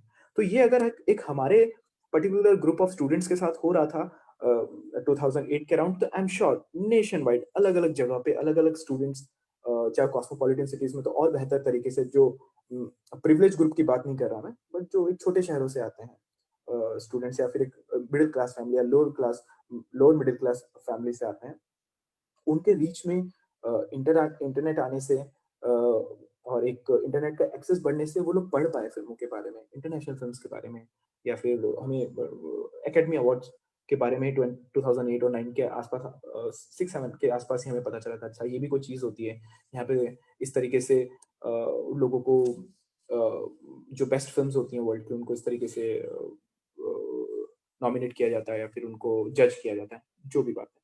फिर ये चीज़ आगे और जब बढ़ती है 2010, 11, 12 के आसपास जब आते हैं, जब सोशल मीडिया थोड़ा-थोड़ा सा थोड़ा नहीं काफ़ी लार्ज लेवल पे लोग एक्टिव होने लग गए थे सोशल मीडिया पे, फेसबुक पे। लोगों के हाथ में मोबाइल फ़ोन्स आ गए थे जिसके अंदर वो लोग इज़िली एक्सेस कर पा रहे थे। इंटरनेट कनेक्शन बेहतर हो गया था। छोटे-छोटे टाउन में या शहरों में, तो लोग फ़िल्म के बारे में शेयर करना स्टार्ट किया कि अच्छा ये फ़िल्म ऐसी है और इसे देख के आना चाहिए। ये फ़िल्म ऐसी है जिसे आप वन टाइम वॉच कर सकते हो या फिर कई लोग कहते थे कि देख के आना बेकार है, ये आपके एक्सपेक्टेशन को फुलफ़िल नहीं करेगी। तो ये ऑडियंस ने उसी टाइम फ्रेम के अंदर 2008-9 क्रिटिक्स तो अपना टीवी चैनल्स पे कर ही रहे थे या फिर पर्टिकुलर शोज़ हैं न्यूज़ चैनल्स के ऊपर जहाँ एंकर्स वगैरह फ़िल्म मेकर्स के साथ बात वो तो हमेशा से होता आया था, लेकिन ऑडियंस के हाथ में ये power I because of internet I would से अराउंड 2008 और 2012 के बीच में कि उन्होंने फ़िल्म को देखना शुरू किया और क्रिटिकली अपने फीडबैक देना शुरू किया वाया सोशल मीडिया और इसने कहते हैं ना जो एक माउथ पब्लिसिटी जो हेल्प करती है फ़िल्म को, वो यहीं से शुरू हुई और उसी का रीज़न है कि आज जब कोई फ़िल्म रिलीज़ होती है, तो विदिन अ डे और within few hours Twitter, Facebook जो भी जितने भी सोशल मीडिया प्लेटफ़ॉर्म होते हैं, उसपे उनके हैशटैग वायरल हो जाते हैं या लोगों के फीडबैक वायरल हो जाते हैं कि देखनी चाहिए या नहीं देखनी चाहिए और लोग उस ट्रेंड को फ़ॉलो करते हैं और वो ट्रेंड फ़िल्म को हेल्प करता है। कई बार किसी फ़िल्म की मार्केटिंग उस हिसाब से नहीं होती, किसी बहुत अच्छी फ़िल्म की मार्केटिंग उस अप टू द मार्क नहीं हो पाती बिकॉज़ ऑफ द फंड और because of XYZ reasons but still audience उसको उसके पर्टिकुलर लेवल तक पहुँचा देती है। सो ये बिकॉज़ ऑफ सोशल मीडिया और इसका एक ऑपोज़िट भी एक सेक्शन है कि एक बहुत बड़ी फ़िल्म जो आई थिंक 100 सीआर है, 100 प्लस सीआर में फ़िल्म बनी है, बड़े स्टार्स हैं और बहुत ही बड़ा तामझाम है सारा लेकिन वो film I think within hours उनका फीडबैक ऑडियंस का फीडबैक उसको काफ़ी नुकसान पहुँचा देती है, कि अगर वो फ़िल्म उनको पसंद नहीं आती तो ऑडियंस बोलते हैं कि ये फ़िल्म मत देखी जाके। तो अंटिल एंड अनलेस कोई ऑडियंस बहुत अपने स्टार को पसंद करती है तो देखने जाएगी। Otherwise they don't prefer to go and watch that film with a film और लाइक विदाउट फैमिली जैसे भी उनका प्रेफ़रेंस है, वो नहीं जाके देखना पसंद करते हैं वहाँ पे। सो दैट्स अ रीजन कि ऑडियंस, इंटरनेट ने एक बहुत बड़ा रोल प्ले किया है ऑडियंस का टेस्ट बदलने के लिए, ऑडियंस को एजुकेट करने के लिए, फिल्म की नॉलेज को एक पर्टिकुलर फॉर्म्स, आज तो खैर हर कोई ट्वीट गूगल पे जाता है और फिल्म के बारे में पढ़ लेता है, लेकिन 2010, 11, 12 धीरे-धीरे ये लोगों की हैबिट में आया है और लोगों ने पढ़ना शुरू किया है, लोगों ने समझना शुरू किया है और अब लोग बहुत वो एक फ़िल्म को डिफरेंशिएट कर देते हैं कि ये अच्छा इस फ़िल्म में भले ही उनका वो अपना एक देसी तरीका हो, भले ही उनका एक बहुत ही कहते हैं ना उसको कि न्यूट्रल तरीका हो, वो ज़्यादा ठीक है, वो टेक्निकल ज़्यादा नहीं जाएँगे, बट एक बेसिक ऑडियंस जिस तरह का एक अंडरस्टैंडिंग रखता है, एक बेसिक ह्यूमन बीइंग जिस तरह का एक अंडरस्टैंडिंग रखता है कि see this is a good film, this is a bad film. These are the good things I like in this film and these are the bad things which I didn't like in this film. तो वो बहुत easily उस चीज़ को आजकल रखने लग गए हैं उस फीडबैक को लोगों के साथ में और वो फ़िल्म को प्रॉफ़िट भी देती है तो फ़िल्म को लॉस भी झेलना पड़ता है उसके वजह से। तो इसका इंटरनेट ने काफ़ी हेल्प किया है ऑडियंस को यहाँ तक आने में, एक पर्टिकुलर पार्ट में। ओके, 2016 ओके 2016 में इंडिया में नेटफ्लिक्स की एंट्री होती है। Now let's talk about the OTT section कि 2016 में ओटीटी आया। अ, तो इससे पहले पर्टिकुलर हमारा जो एक प्रिविलेज सेक्शन है स्टूडेंट्स का या फिर सोसाइटी का, वो तो इंटरनेशनल शोज़ किसी न किसी तरीके से देख पा रहे थे कि एक 10 एपिसोड्स का एक सीज़न होगा फ़िल्म का और एक एक शो का और उस 10 एपिसोड में वो शो खत्म हो जाएगा। फिर नेक्स्ट ईयर एक दूसरा सीज़न आएगा, फिर हम लोग उसको देखेंगे। ये एक पर्टिकुलर सेक्शन तक था, प्रिविलेज सोसाइटी का जो प्रिविलेज सेक्शन है, स्टूडेंट्स हैं, उनके पास तक था। लेकिन 2016 जब नेटफ्लिक्स ने हमारे यहाँ पे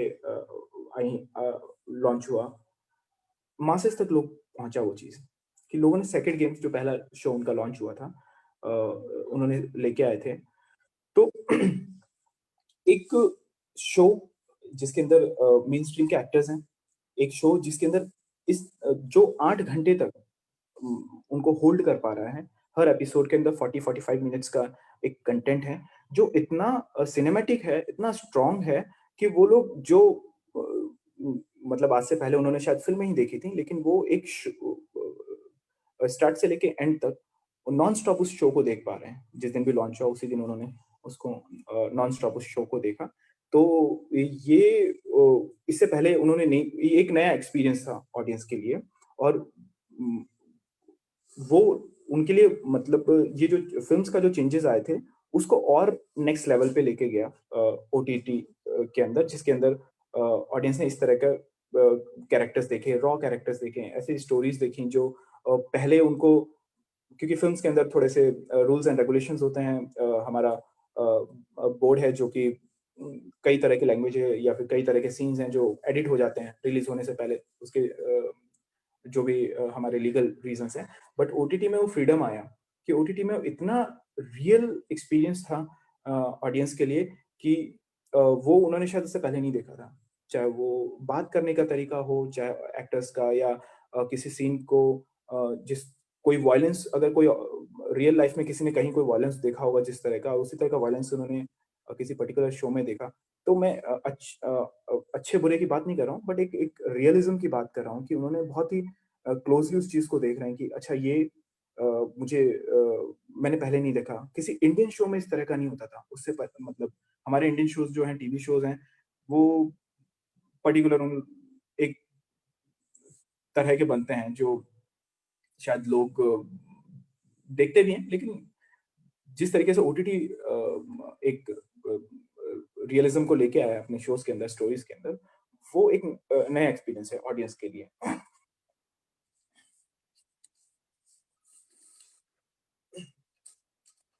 सो कुछ शोज़ हैं जो पिछले 3-4 साल के अंदर रिलीज़ हुए हैं। मिर्ज़ापुर हैं, made in heaven, Kota factory, Panchayat, TVF pictures हैं, फैमिली मैन है, जमतारा, सिलेक्शन डे। जमतारा जैसी जो कहानी है वो एक पर्टिकुलर जगह पे है छत्तीसगढ़ के अंदर, झारखंड के अंदर, सॉरी, झारखंड और छत्तीसगढ़। तो वहाँ पे ये जो स्कैम है, जो पर्टिकुलर कुछ गांव के लड़कों ने फोन कर करके फोन पे लोगों की बैंक डिटेल्स लेके, या फिर उनके साथ उनके जो ये पूरा स्कैम था जो बस्ट हुआ था, तो उसके ऊपर ये कहानी इतनी, जिस तरह के कैरेक्टर्स उन्होंने कभी पहले, ऑडियंस ने इस तरह के कैरेक्टर्स पहले नहीं देखे थे, या देखे भी होंगे तो मतलब 8 घंटे तक एक शो चल रहा है, इतनी डिटेलिंग के साथ एक शो चल रहा है कि वो उस गांव देहात को देख पा रहे हैं, उसकी वहाँ की लैंग्वेज को देख पा रहे हैं, उनके उनके उनके कॉस्ट्यूम को देख पा रहे हैं, उनके पहनावे को देख पा रहे हैं। और वो सिर्फ विजुअली नहीं, बट लाइक मेटाफोरिकली या क्रिएटिवली भी उनको उसी तरह से हिट कर रही है ऑडियंस को। तो वो बहुत इजीली लोगों के रीच में पहुंचा है। और दूसरी सबसे बड़ी बात कि या फिर हम लोग पाताल लोक तक आ जाते हैं, या स्कैम 92 या दिल्ली क्राइम, जिसको भी एमी अवार्ड मिला है। तो स्कैम 92 के अंदर भी हर्षद मेहता जो स्कैम था 92 का, उसको उन लोगों ने 80s को 90s को विजुअली इतना सिनेमैटिक पहले मुझे नहीं लगता कि शायद एक 8 घंटे के सीक्वेंस में हमने कभी देखा होगा इंडियन शो के अंदर, कि और कैरेक्टर्स को या डिटेलिंग्स को, हर बैंक की, या फिर हर बैंक के जो ट्रांजैक्शन है, जिस तरह के जो लैंग्वेज थी ब्रोकर्स की, या स्टॉक ब्रोकर्स की, या फिर जो हमारे मेन कैरेक्टर्स हैं, या उनका पॉलिटिकल बैकग्राउंड, या उनका पर्सनल बैकग्राउंड, फैमिली बैकग्राउंड, उसकी डिटेलिंग जिस तरीके से स्कैम 92 के अंदर एक्सप्लोर की गई है, वो आई थिंक हमने पहले नहीं देखी होंगी। Same goes with Delhi crime, जो हमारा show, I think one of the best show है हमारे रिसेंट टाइम्स का, कि निर्भया केस जो हुआ था, लोगों ने उसका बहुत ही ब्रूटल एक इंसिडेंट था, तो उसको उतना रियलिटी के साथ कभी किसी ने नहीं देखा होगा कि पुलिस का जो महकमा है वो किस तरीके से वर्क करता है, पुलिस के महकमे की क्या क्या प्रॉब्लम्स हैं, पुलिस के महकमे की क्या क्या लिमिटेशंस हैं हमारे इंडियन सिनेरियोज के अंदर। बाहर से तो सब कुछ हम लोग जज कर लेते हैं, बट अंदर से उनको रियलिटी में क्या फेस करते हैं, और किस तरह के हर्डल्स हैं, किस तरह के प्रॉब्लम्स हैं उनके अपने, चाहे वो पॉजिटिव हो या चाहे नेगेटिव हो, उनको हमने बहुत ही क्लोजली एक्सपीरियंस किया दिल्ली क्राइम के अंदर। और वो एक बहुत ही वेल रिसर्च शो है, कि एक एक डिटेलिंग हम तक पहुंचती है, जो सिर्फ हम अखबार में ऊपर ऊपर से पढ़ पा रहे थे, या फिर न्यूज़पेपर में हम लोगों ने ऊपर ऊपर से, न्यूज़ के अंदर हम लोगों ने ऊपर ऊपर से सारी चीजें देखी थी। एक वेल रिसर्च शो के अंदर, वाया कैरेक्टर्स, वाया डायरेक्शन और म्यूजिक और व्हाटएवर, सारे जो डिपार्टमेंट हैं इसके, उससे हमने बहुत ही डिटेल में हमने उस शो को एक्सपीरियंस किया।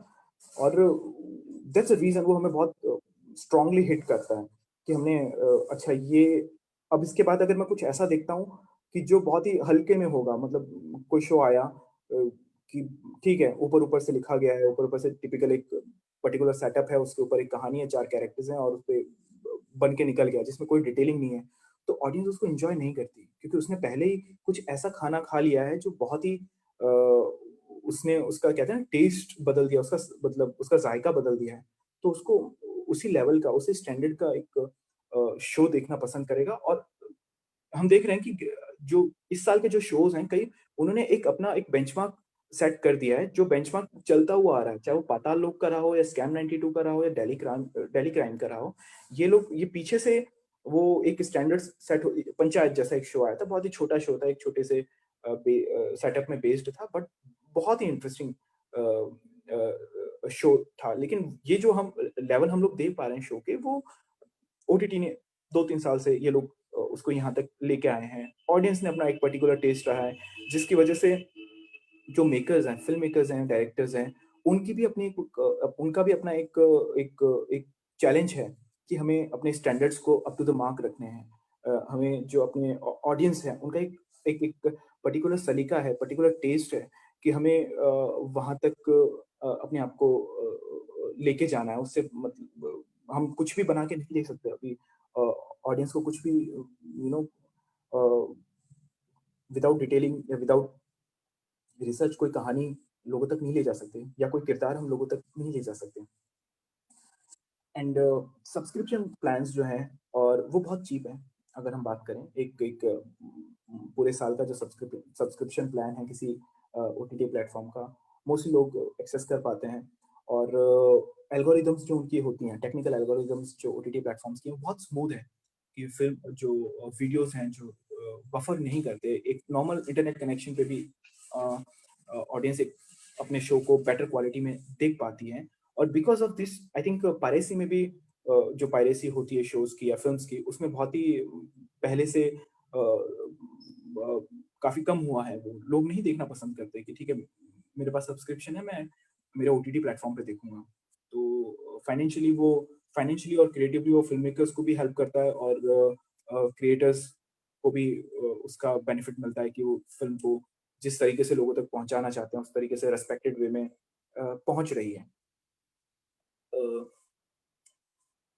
रिमोट एरिया जो हमारा बिल्कुल जो बैकवर्ड एरियाज हैं, आज जहाँ पे नेटवर्क इतना अच्छा है, टेलीफोन का नेटवर्क सारे पहुँचे हैं मोस्टली, जो हमारे रूरल एरियाज हैं इंडिया के, वहाँ तक पहुँचे हुए हैं। हर किसी के पास स्मार्टफोन है। तो जो पहले आज से काफ़ी टाइम पहले कोई फ़िल्म अगर रिलीज़ होती थी तो लोगों तक पहुँचती थी 6 महीने बाद, 1 साल बाद, 8 महीने बाद। आज जिस दिन कोई शो आज ओटीटी पे कोई फ़िल्म रिलीज़ होती है या फिर कोई शो रिलीज़ होता है तो सेम टाइम में वो उस जगह पे भी पहुँच जाती है जो काफ़ी बैकवर्ड एरिया है, लेकिन वहाँ पे किसी के पास स्मार्टफ़ोन है और एक अच्छा इंटरनेट कनेक्शन है, तो वो वहाँ पे भी अपने शो को या फ़िल्म को एन्जॉय कर सकता है। तो आई थिंक हमारे ओटीटी ने उसका जो दायरा है और रीच है वो और आगे लेके चली गई है कि बहुत सारा ऐसा सेक्शन है हमारे कंट्री का, हमारे एरियाज़ का जो मल्टीप्लेक्सेस में देखिए जाके फ़िल्म नहीं देख सकती।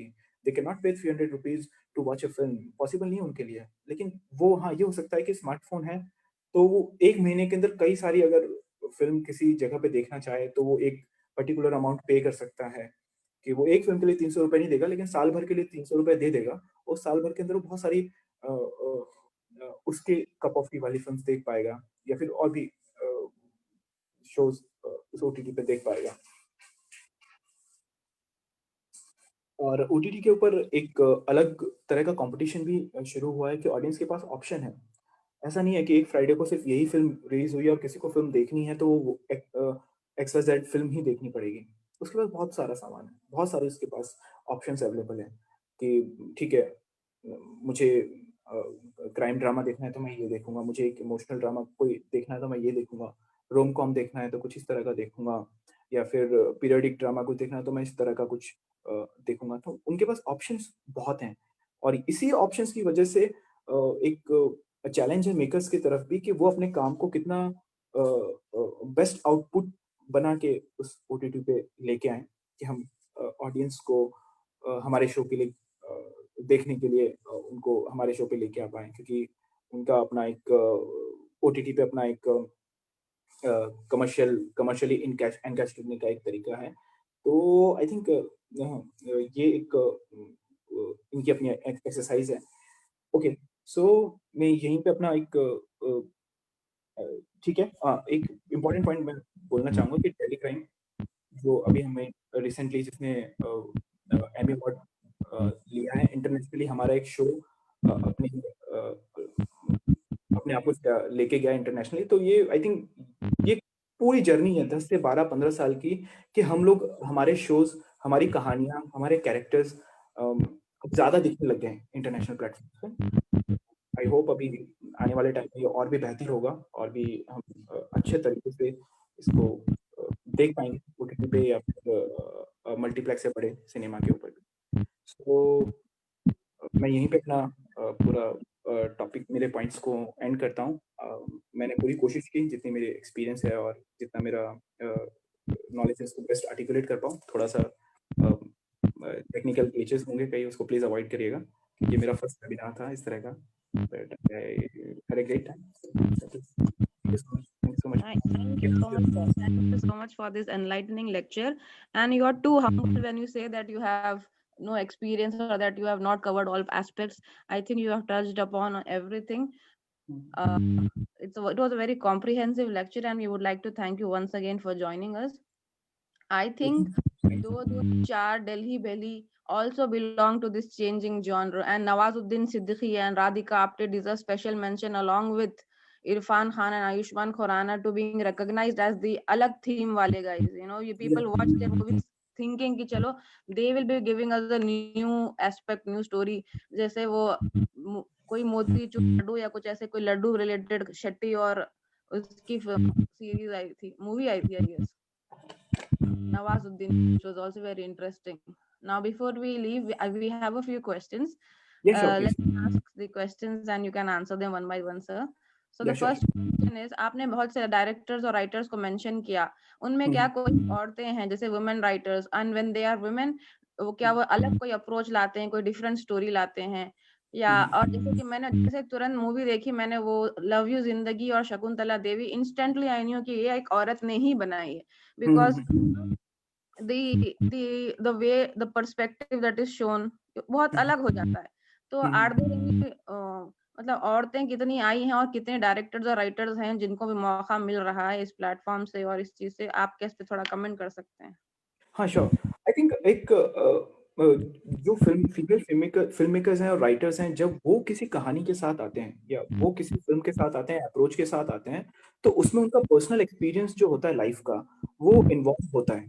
वो डेफिनेटली एक मैं किसी तरह का डिस्क्रिमिनेशन नहीं करूंगा वुमेन फिल्म मेकर या मेल फिल्म मेकर के बारे में. वो फिल्म मेकर होता है, आर्टिस्ट होता है, उनकी कोई नहीं होता, उनके डिफरेंशिएशन नहीं होता. लेकिन फीमेल फिल्म मेकर अपने एक पर्टिकुलर एक्सपीरियंस के साथ आती है और वो अपने एक्सपीरियंस को जिस तरह से पेपर के ऊपर लिख पाती है, जैसे शकुंतला देवी की आपने बात किया, डियर जिंदगी की बात की, या फिर हम लोग और भी हमारे पास जैसे जूही चतुर्वेदी की मैं बात करूं, तो जूही चतुर्वेदी इन्होंने विकी डोनर लिखी थी फिल्म और पीकू फिल्म लिखी थी, दो उनकी एक फिल्म है जो बड़ी इंटरेस्टिंग है, इवन अक्टूबर की, कि उसके अंदर from the beginning till and हम लोग देखते हैं कि एक पर्सपेक्टिव है एज अ वुमेन, उनका पर्सपेक्टिव है जो दिखता है कि फीमेल इमोशंस हो या उन्होंने जो ऑब्जर्व किया होगा या उन्होंने जो एक्सपीरियंस किया होगा, बड़ा ही उन्होंने बहुत डिटेलिंग के साथ उसमें लिखा है. चाहे पीकू के अंदर एक डॉटर अपने फादर के साथ रिलेशनशिप है, उसको बिना कहे कई सीन ऐसे हैं जिसमें दीपिका पादुकोण का जो कैरेक्टर है वो अपने फादर से कुछ कह नहीं रहा, कोई बात नहीं कह रहा, उनकी लड़ाइयाँ हो रही है और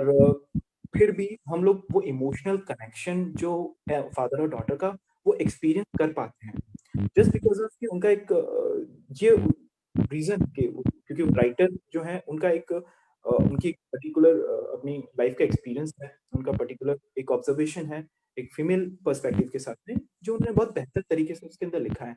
same goes in Shakuntala Devi as well.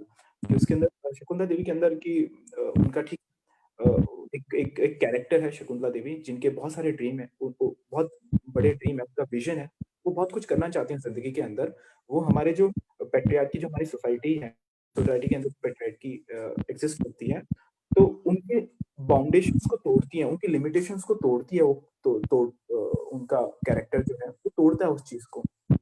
और एक फीमेल राइटर और फिल्म मेकर जितना बेहतर तरीके से उसको लिख सकता है या समझ सकता है, उसको ऑन स्क्रीन ला सकता है, वो आई थिंक मेल के लिए उतना उतना क्लोज टू नहीं रहेगा.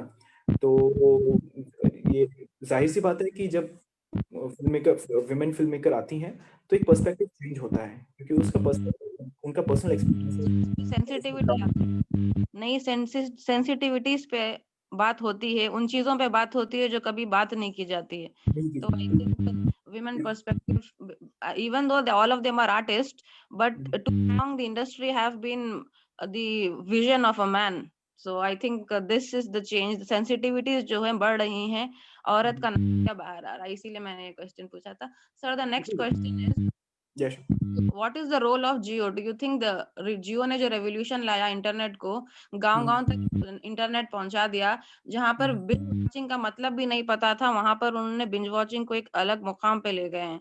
तो what is the role of Jio as a network, and कि क्या उससे कोई फर्क पड़ा है? जियो की वजह से दूसरे कंपनीज ने भी अपना इंटरनेट जो है कम उसमें करना शुरू किया. So the competition between them has, like Adam Smith would say, competition between क्या बोलना चाहिए, in the market leads to betterment और अच्छी फायदा हो जाता है पब्लिक का. So what can you please comment on this? Yeah, sure. I think Jio के आने से पहले तक हम लोग होता है ना कि एक हमें पर्टिकुलर डेटा मिलता था एक पर्टिकुलर अमाउंट के अंदर, जो हम लोग एक टाइम फ्रेम के तक हमको उसको यूज करना पड़ता था, लिमिटेशंस होती थी. तो इसके खैर पॉलिटिकल एस्पेक्ट पे कमेंट नहीं करना चाहूंगा किसी भी तरह के पे, लेकिन ये जरूर है कि वो एक रिवॉल्यूशन लेके आए हैं. ऐसा रिवॉल्यूशन कि उन्होंने मार्केट के अंदर एक अलग तरह का कंपटीशन खड़ा कर दिया है. वो बिजनेस पॉइंट ऑफ व्यू है, लेकिन हम आर्टिस्टों के लिए या फिर ऑडियंस के लिए कि जो इंटरनेट इतना मुश्किल था एक्सेस करना आज से 7-8 साल पहले, या फिर 7-8 साल पहले, या फिर महंगा था, वो उसको इतना सस्ता कर दिया कि हर किसी के रीच में है. किसी का कितना भी मंथली इनकम हो या किसी की किसी भी तरह की फाइनेंशियल सिचुएशन हो, एक थोड़ा बहुत एक लेवल पे हर कोई एक्सेस कर सकता है. हर कोई अपने मनपसंद शोज देख सकता है, या फिर किसी भी तरह की सोशल मीडिया एक्टिविटीज हैं उनमें वो अपने आप को रख सकता है. इसके बहुत सारे नेगेटिव इफेक्ट भी हुए हैं, लेकिन आई थिंक उस पर बात करने जाएंगे तो एक बहुत ही लंबा उस पे अलग चंक हो जाएगा. लेकिन आई थिंक पॉजिटिव सेंस जियो ने काफी हेल्प किया है कि लोगों की रीच बढ़ाई है. लोगों का रीच बढ़ने की वजह से लोगों की नॉलेज में फिल्म के सेंस में या फिल्म के कप ऑफ टी में उन्होंने अच्छा काम देखना शुरू किया, अच्छी फिल्म देखना शुरू की हैं. तो वो जियो का उसमें जाहिर सी बात है बहुत अच्छा इनपुट है उसके अंदर. जी जी, thank you sir. Sir, now the third question is regarding songs. With this new change in commercial cinema and OTT, songs have almost disappeared or they're slowly losing their prominence.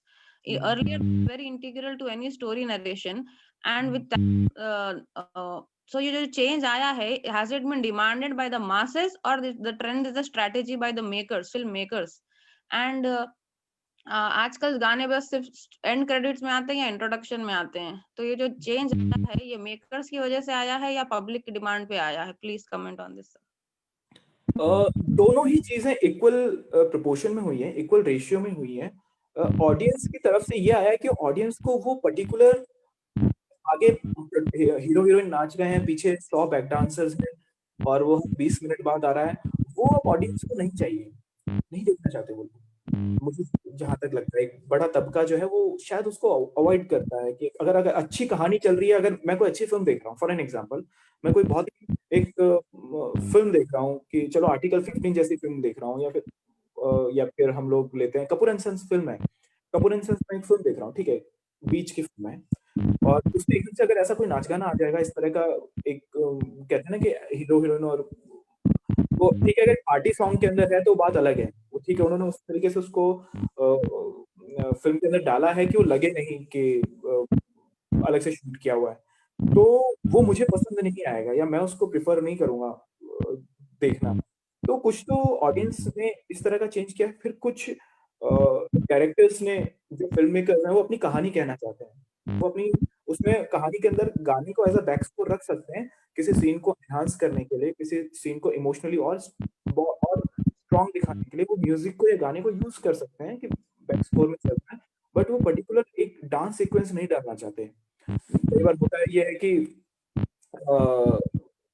Clashes होते हैं आपस में producers के और directors के, कि producer चाहता है कि नहीं मुझे प्रमोट करनी है फिल्म, तो प्रमोशन के लिए मुझे एक एंड क्रेडिट्स में गाना शूट करना है और वो गाना जाना चाहिए, क्योंकि कहते हैं ना मार्केटिंग जब शुरू होती है फिल्म की तो गाना यूज किया जाता है, जो एक ट्रेडिशनल फॉर्म है, हमेशा से होता आया है, वो आज भी चलता है और ऑडियंस पसंद करती है. हमारा इंडिया में हमारे ट्रैक्स म्यूजिक को पसंद किया जाता है, बॉलीवुड के सॉन्ग्स को या फिर उनके डांस सीक्वेंसेस को. तो ये लोग कहीं ना कहीं इन्होंने एक बीच का कहते हैं ना एक रेजोल्यूशन निकाला है कि चलो ठीक है हम आपकी भी बात मान लेते हैं, आपकी भी बात मान लेते हैं, ऑडियंस का भी थोड़ा ध्यान रख लेते हैं, इसीलिए शुरुआत में या एंड क्रेडिट्स में या तो डांस सीक्वेंस रहेगा तो तब आएगा, या फिर बैक स्कोर की तरफ गाने को यूज किया जाता है. तो और अभी वो एक ये भी ट्रांसफॉर्मेशन से निकल रहा है, हो सकता है आज से 4 साल बाद 2 साल बाद हम कुछ और देखने को मिल जाए. और रिसेंटली पेंडेमिक में जो भी फिल्म्स रिलीज हुई हैं, क्योंकि ओटीटी पे जब फिल्म रिलीज होती है तो उनका थोड़ा सा अपना एक उनके अपने ऑडियंस इस तरह की होती है, तो उनके थोड़े से रूल्स एंड रेगुलेशंस हैं, या थोड़ा सा उनका एक क्रिएटिव वे है किसी फिल्म को अपने ओटीटी पे रखना, तो शायद जो फिल्म रिलीज हुई थी उनमें से उन्होंने अपने तरीके से गानों को या डांस सीक्वेंसेस को एडजस्ट किया होगा, लेकिन हम अगले 2 साल और भी शायद चेंजेस देखेंगे गानों को, लेकिन गाने हमेशा रहेंगे, म्यूजिक हमेशा रहेगा, चाहे वो किसी भी तरीके से आए। पर मुझे नहीं लगता म्यूजिक कभी कहीं जाएगा, हमेशा रहेगा बॉलीवुड फिल्म। लिरिसिस्ट का भले ही रोल थोड़ा बहुत कम हो जाए। Next question is, what is the influence of social media in how the audience demands what they want to see? Like I said कि आजकल आज आज आज आज फ्राइडे है, आज कोई फिल्म रिलीज हुई, विद इन 3-4 आवर्स उस फिल्म के बारे में ऑडियंस अपना फीडबैक इस तरीके से रख देगी कि वो ट्रेंड कर सकता है। अब वो ट्रेंड पॉजिटिव वे में कर रहा है, नेगेटिव वे में कर रहा है, वो डिपेंड करता है फिल्म कैसी है। कई बार कोई ऐसी फिल्म आती है जिसका मार्केटिंग उस हिसाब से नहीं होती, या उसकी नेगेटिव पब्लिसिटी पहले हो जाती है किसी भी रीजन की वजह से, शायद सोशो पॉलिटिकल रीजन हैं या फिर किसी भी तरह के रीजन हैं। बट ऑडियंस जब फिल्म देख के आती है तो वो अपना एक कहते हैं ना कि अपना फीडबैक जब सोशल मीडिया पे रखती है, तो वो फिल्म को बहुत अफेक्ट करता है, फॉर फिल्म को इन टर्म्स ऑफ प्रॉफिट और इन टर्म्स ऑफ लॉस, और किसी भी तरीके से हम लोग बात कर सकते हैं। भले ही फिल्म की मार्केटिंग नहीं की गई हो, भले ही फिल्म के अंदर कोई बड़े स्टार्स नहीं हो, भले ही फिल्म का बजट उस लेवल का नहीं हो, या फिर फिल्म के अपोजिट में एक फिल्म है जो 10 सीआर की एक छोटी फिल्म है, और उसके सामने एक बहुत बड़ी फिल्म रिलीज हुई है 60-70 सीआर की, 80 सीआर की, बड़ा स्टार है, बड़ा तामझाम है, और उसको स्क्रीन भी उसके मुकाबले बहुत कम मिली है। वो मतलब एक शहर में शायद 2 जगह उसकी स्क्रीनिंग है, लेकिन जब ऑडियंस उस फिल्म को देख के आई, तो हो सकता है अगले ही हफ्ते वही फिल्म ऑलमोस्ट इक्वल प्रोपोर्शन में उसके आ जाए, या फिर उसके एटलीस्ट थोड़ा सा उसको 5 स्क्रीन और मिल जाए, 6 स्क्रीन और मिल जाए। तो ये चेंज जो है सोशल मीडिया का, उसमें बहुत बड़ा इनपुट है कि लोगों के पास ऑप्शन है, लोग जाते हैं ट्विटर पे, ट्वीट करते हैं, टैग करते हैं, स्टार्स को टैग करते हैं, या फिर डायरेक्टर्स को टैग करते हैं, या फिर अपनी बात रख देते हैं, और बहुत ही मल्टीप्लिकेशन उसका बहुत फास्ट होता है, क्योंकि Yes. हमारे कंट्री में हर कोई फिल्म मल्टीप्लेक्सेस में देख के आना चाहता है। तो सोशल मीडिया ने उसको रिवोल्यूशनाइज एक रिवॉल्यूशन का दर्जा दिया है, कि एक चेंज किया है उसने, मार्केटिंग तक को चेंज किया। Ji sir, thank you. One question has come on from the participants. The person wants to know कि जो urbanised commercial cinema Akshay Kumar या सलमान खान के मूवीज का होता है, जिसमें ज्यादातर upper caste upper class Hindus पे बनाई गई है, या फिर करण जौहर की मूवी है जो सिर्फ अमीर लोगों की लाइफस्टाइल और उनके जैसे ऐसी चीजें बताई जाएंगी जो बाकी 70% of the country can not even relate to. So ये है दीज मूवीज, क्या ये एस्पिरेशन फैक्टर पे काम करते हैं कि तुम लोग जो है मासेस भी ऐसे बनने की चाह पालो, या these films are trying to establish hegemony, जैसे कि they are trying to maintain a status quo so that people do not think beyond this, the life just becomes aspiring for these rich things or things that these people have. ये बहुत अच्छा question है, but इसका एक तो political एक नजरिया है जिस पे मैं शायद अभी कमेंट नहीं करूंगा, जो भी आपने बात कही पॉलिटिकल वाले, लेकिन एक एक मेरा थोड़ा सा मतलब एक ऑब्जर्वेशन है चीजों को लेके, कि जब एक ऑडियंस फिल्म देखने जाती है, या कोई पर्टिकुलर बंदा या कोई भी सिंगल पर्सन फिल्म देखने जाता है, तो अपने आप को इमेजिन करता है स्क्रीन पे, कि चाहे हीरो ऐसा कर रहा है तो शायद मैं भी ऐसा करूंगा, या मैं अपने आप को इमेजिन करता है फिल्म के अंदर, कहानी के अंदर। ये एक फिनोमेना है जो एक चलता है फिल्म के अंदर। तो आपने जिस तरह की कहानियों की बात करी, जिस तरह की फिल्म्स की बात करी, तो कहीं ना कहीं जो एक पर्टिकुलर तबका है, उसको कोई भी पॉलिटिकली नेगेटिव मत लीजिएगा प्लीज, बट एक होता है ना कि एक्सपेक्टेशंस होती हैं, एक होता है कि अरे मैं ऐसी लाइफस्टाइल शायद मैं भी देखना चाहूंगा, या ऐसी लाइफस्टाइल देख के मुझे अच्छा लग रहा है कि ये शायद मैंने एक्सपीरियंस, ये इस तरह की गाड़ियां, इस तरह का शहर, या इस तरह की ये चीजें जो लुभाती हैं चीजें। तो आई थिंक उस चीज को, जिन फिल्मों की आप बात कर रहे हो, जिन एक्टर्स की आप बात कर रहे हो, तो मुझे लगता है कि शायद वो जो सारी फिल्म्स हैं वो इस तरह के तबके को एक टारगेट कर रहा है किसी तरीके से, तो फिल्म उसको वहां तक लेके जा रहा है। तो उसका पॉलिटिकल एंगल बहुत अलग है, उस पर तो मैं बात नहीं करूंगा, लेकिन हाँ उस तबके तक फिल्म को उस तरीके से ले जाके कि वो उनके एक्सपेक्टेशंस पे जाके टारगेट करे या फिर उनकी इमेजिनेशन पे जाके टारगेट करे, चाहे वो गाने दिखा के हो या सॉन्ग्स दिखा के हो। जो हम बीच में जब टिकटॉक वगैरह वायरल हुआ था तो हमने देखा था कि छोटे-छोटे गाँव में लोग जो हैं वो 90s के सुपरहिट ट्रैक्स पे अपने उसको कॉपी कर रहे हैं या फिर उन पे डांस कर रहे हैं। तो लोगों की एक्सपेक्टेशंस होती हैं, लोगों का नज़रिया होता है, वो अपने आप को देखता है, उसको खुशी देता है। देखना उसको अच्छा लगता है कि इस तरह की लाइफ़स्टाइल को देखना। तो उसी को ही हमेशा से लोग एनकैश करते हुए आए हैं, हमेशा से लार्जर दैन लाइफ हीरो को दिखाना या फिर एक रोमांस दिखाना, जो हमारी एक ऑर्थोडॉक्स और जो फैमिलीज़ होती हैं, जिस तरह के हमारे सोशल सर्कमस्टेंसेस होते हैं, उनमें पॉसिबल नहीं होता वो सब चीज़ करना। तो लोग वो स्क्रीन पे देख के उसको देखते हैं कि वहाँ पे उनके एक्सपेक्टेशन या वहाँ पे देख के उनको वो चीज़ बेहतर लगती है, अच्छा लगता है। वहीं से फिर उनका अपने स्टार को लेके एक वो भी होता है कि मेरा स्टार जो है या मेरा मैं जिस एक्टर को पसंद करता हूँ, उसकी एक्सपेक्टेशन होती है कि मैं मेरे स्टार को ऐसे ही देखना चाहता हूँ। जो साउथ में भी काफ़ी हद तक बहुत ज़्यादा है। साउथ में जिस तरह का स्टारडम का एक पैटर्न है कि हर कोई अपने स्टार की एक तरह की कहानी देखना चाहता है, अपने स्टार को एक पर्टिकुलर तरह के रोल में देखना चाहता है। तो ये एक लंबा डिस्कशन है मेरे हिसाब से, क्योंकि इसके अंदर बहुत सारे फैक्टर वर्क करते हैं, कोई सिंगल फैक्टर नहीं है इसके अंदर।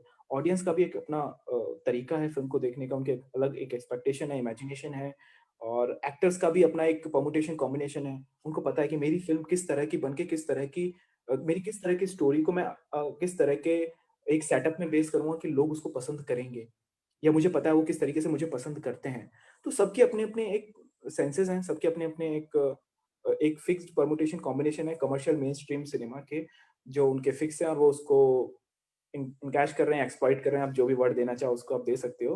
बाकी जो पॉलिटिकल एंगल है वो एक हमें सबको पता है कि जिस तरह का एक सिनेमा जो है वो सोशियो पॉलिटिकल से बहुत सिनेरियो से कंट्री के से बहुत कनेक्टेड रहता है। जिस तरह की हमारे समाज में, हमारे सोसाइटी में, हमारी कंट्री में जिस तरह का एक सिनेरियो चल रहा है, सिनेमा हमेशा उससे उसके साथ जुड़ा हुआ रहता है, उससे कभी दूर नहीं जा सकता, चाहे वो पॉजिटिव वे में हो या नेगेटिव वे में हो। तो वो अपने आप में एक फैक्टर है जो फिल्मों में वर्क करता है। हर कोई उसके हिसाब से वर्क करना चाहता है, मतलब उसके साथ बने रहना चाहता है। तो उस पे अब कमेंट करना थोड़ा ठीक नहीं रहेगा, क्योंकि वो एक अपने आप में बहुत लंबा डिस्कशन है वो।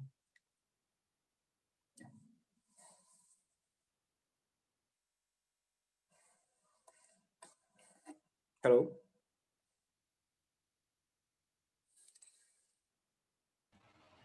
Hello? Can you hear me? We can hear you, sir, but I think Ariba has lost connection. No worries, no worries. I think I'll just ask the next question then. Yeah, please, please. This is a question that is by me as well as Evangeline. So we want to know why do you think that movies being made are mostly and consistently representational of mainland Indian people and North Indian people? Why has Bollywood not been able to adequately represent Northeast Indian people in cinema? That's really that's really a good question, because that's a problem, I would say, because और इसका कोई like there is no particular answer of it. लेकिन recently हमने एक film देखी थी, Axone, if I am not wrong, मैंने film देखा है। एक्सॉन फिल्म थी जो नॉर्थ ईस्ट का एक स्टूडेंट का ग्रुप है जो दिल्ली में अपना एक बहुत ही इंटरेस्टिंग फिल्म, आई थिंक बहुत ही एंटरटेनिंग फिल्म थी, जो उस पर्टिकुलर सेक्शन पे पर्टिकुलर एरिया पे उन लोगों ने फिल्म बनाई थी। क्योंकि ओवर द टाइम इसके लिए हमें थोड़ा सा और 30-40 इयर्स या 50 इयर्स 60 इयर्स बैक थोड़ा सा जाना पड़ेगा, कि जो फिल्म मेकर्स हैं या जो प्रोड्यूसर्स हैं, उनका किस तरह का बैकग्राउंड रहा है बॉलीवुड के अंदर। जो कोई पंजाब से आता है या दिल्ली से आता है या फिर राजस्थान से आता है, गुजरात से आता है, उसने बहुत अफेक्ट किया, उसने बहुत ही उस उनका पर्सनल बैकग्राउंड या उनका सोशल कल्चरल बैकग्राउंड उन्होंने अपनी फ़िल्म्स में लेके आए, अपनी कहानियों में लेके आए, और वो इतना हावी हो गया, इतना हावी हो गया कि हम लोग मेनस्ट्रीम सिनेमा के अंदर एक पर्टिकुलर इंडिया के सेक्शन को देखते हैं, चाहे वो नॉर्थ का सेक्शन हो या फिर हमारा कोई भी सेक्शन आप लीजिए, एक पर्टिकुलर सेक्शन ही दिखता है। और अब जाके थोड़ा-थोड़ा चलो हम लोग ओटीटी के ऊपर हम लोग यूपी, बिहार या छत्तीसगढ़, झारखंड, ये उ उस एरिया इस एरिया को हम इस तरह से देख पाते हैं जो स्टीरियोटाइप नहीं करता कोई फ़िल्म मेकर उसको। वो जैसा है उसको वैसा दिखाया जाता है। अदरवाइज तो अगर हम 2001 के अराउंड अगर हम जाएंगे तो यूपी बिहार या छत्तीस ये मध्य यूपी बिहार छत्तीसगढ़ झारखंड ये जो कोई इलाका है जो स्टेट्स हैं उनको एक स्टीरियोटाइप तरीके से दिखाया जाता है, उनके कैरेक्टर्स को एक स्टीरियोटाइप दिखाया जाता है, जाता रहा है, बट अब वो चेंज हो रहा है।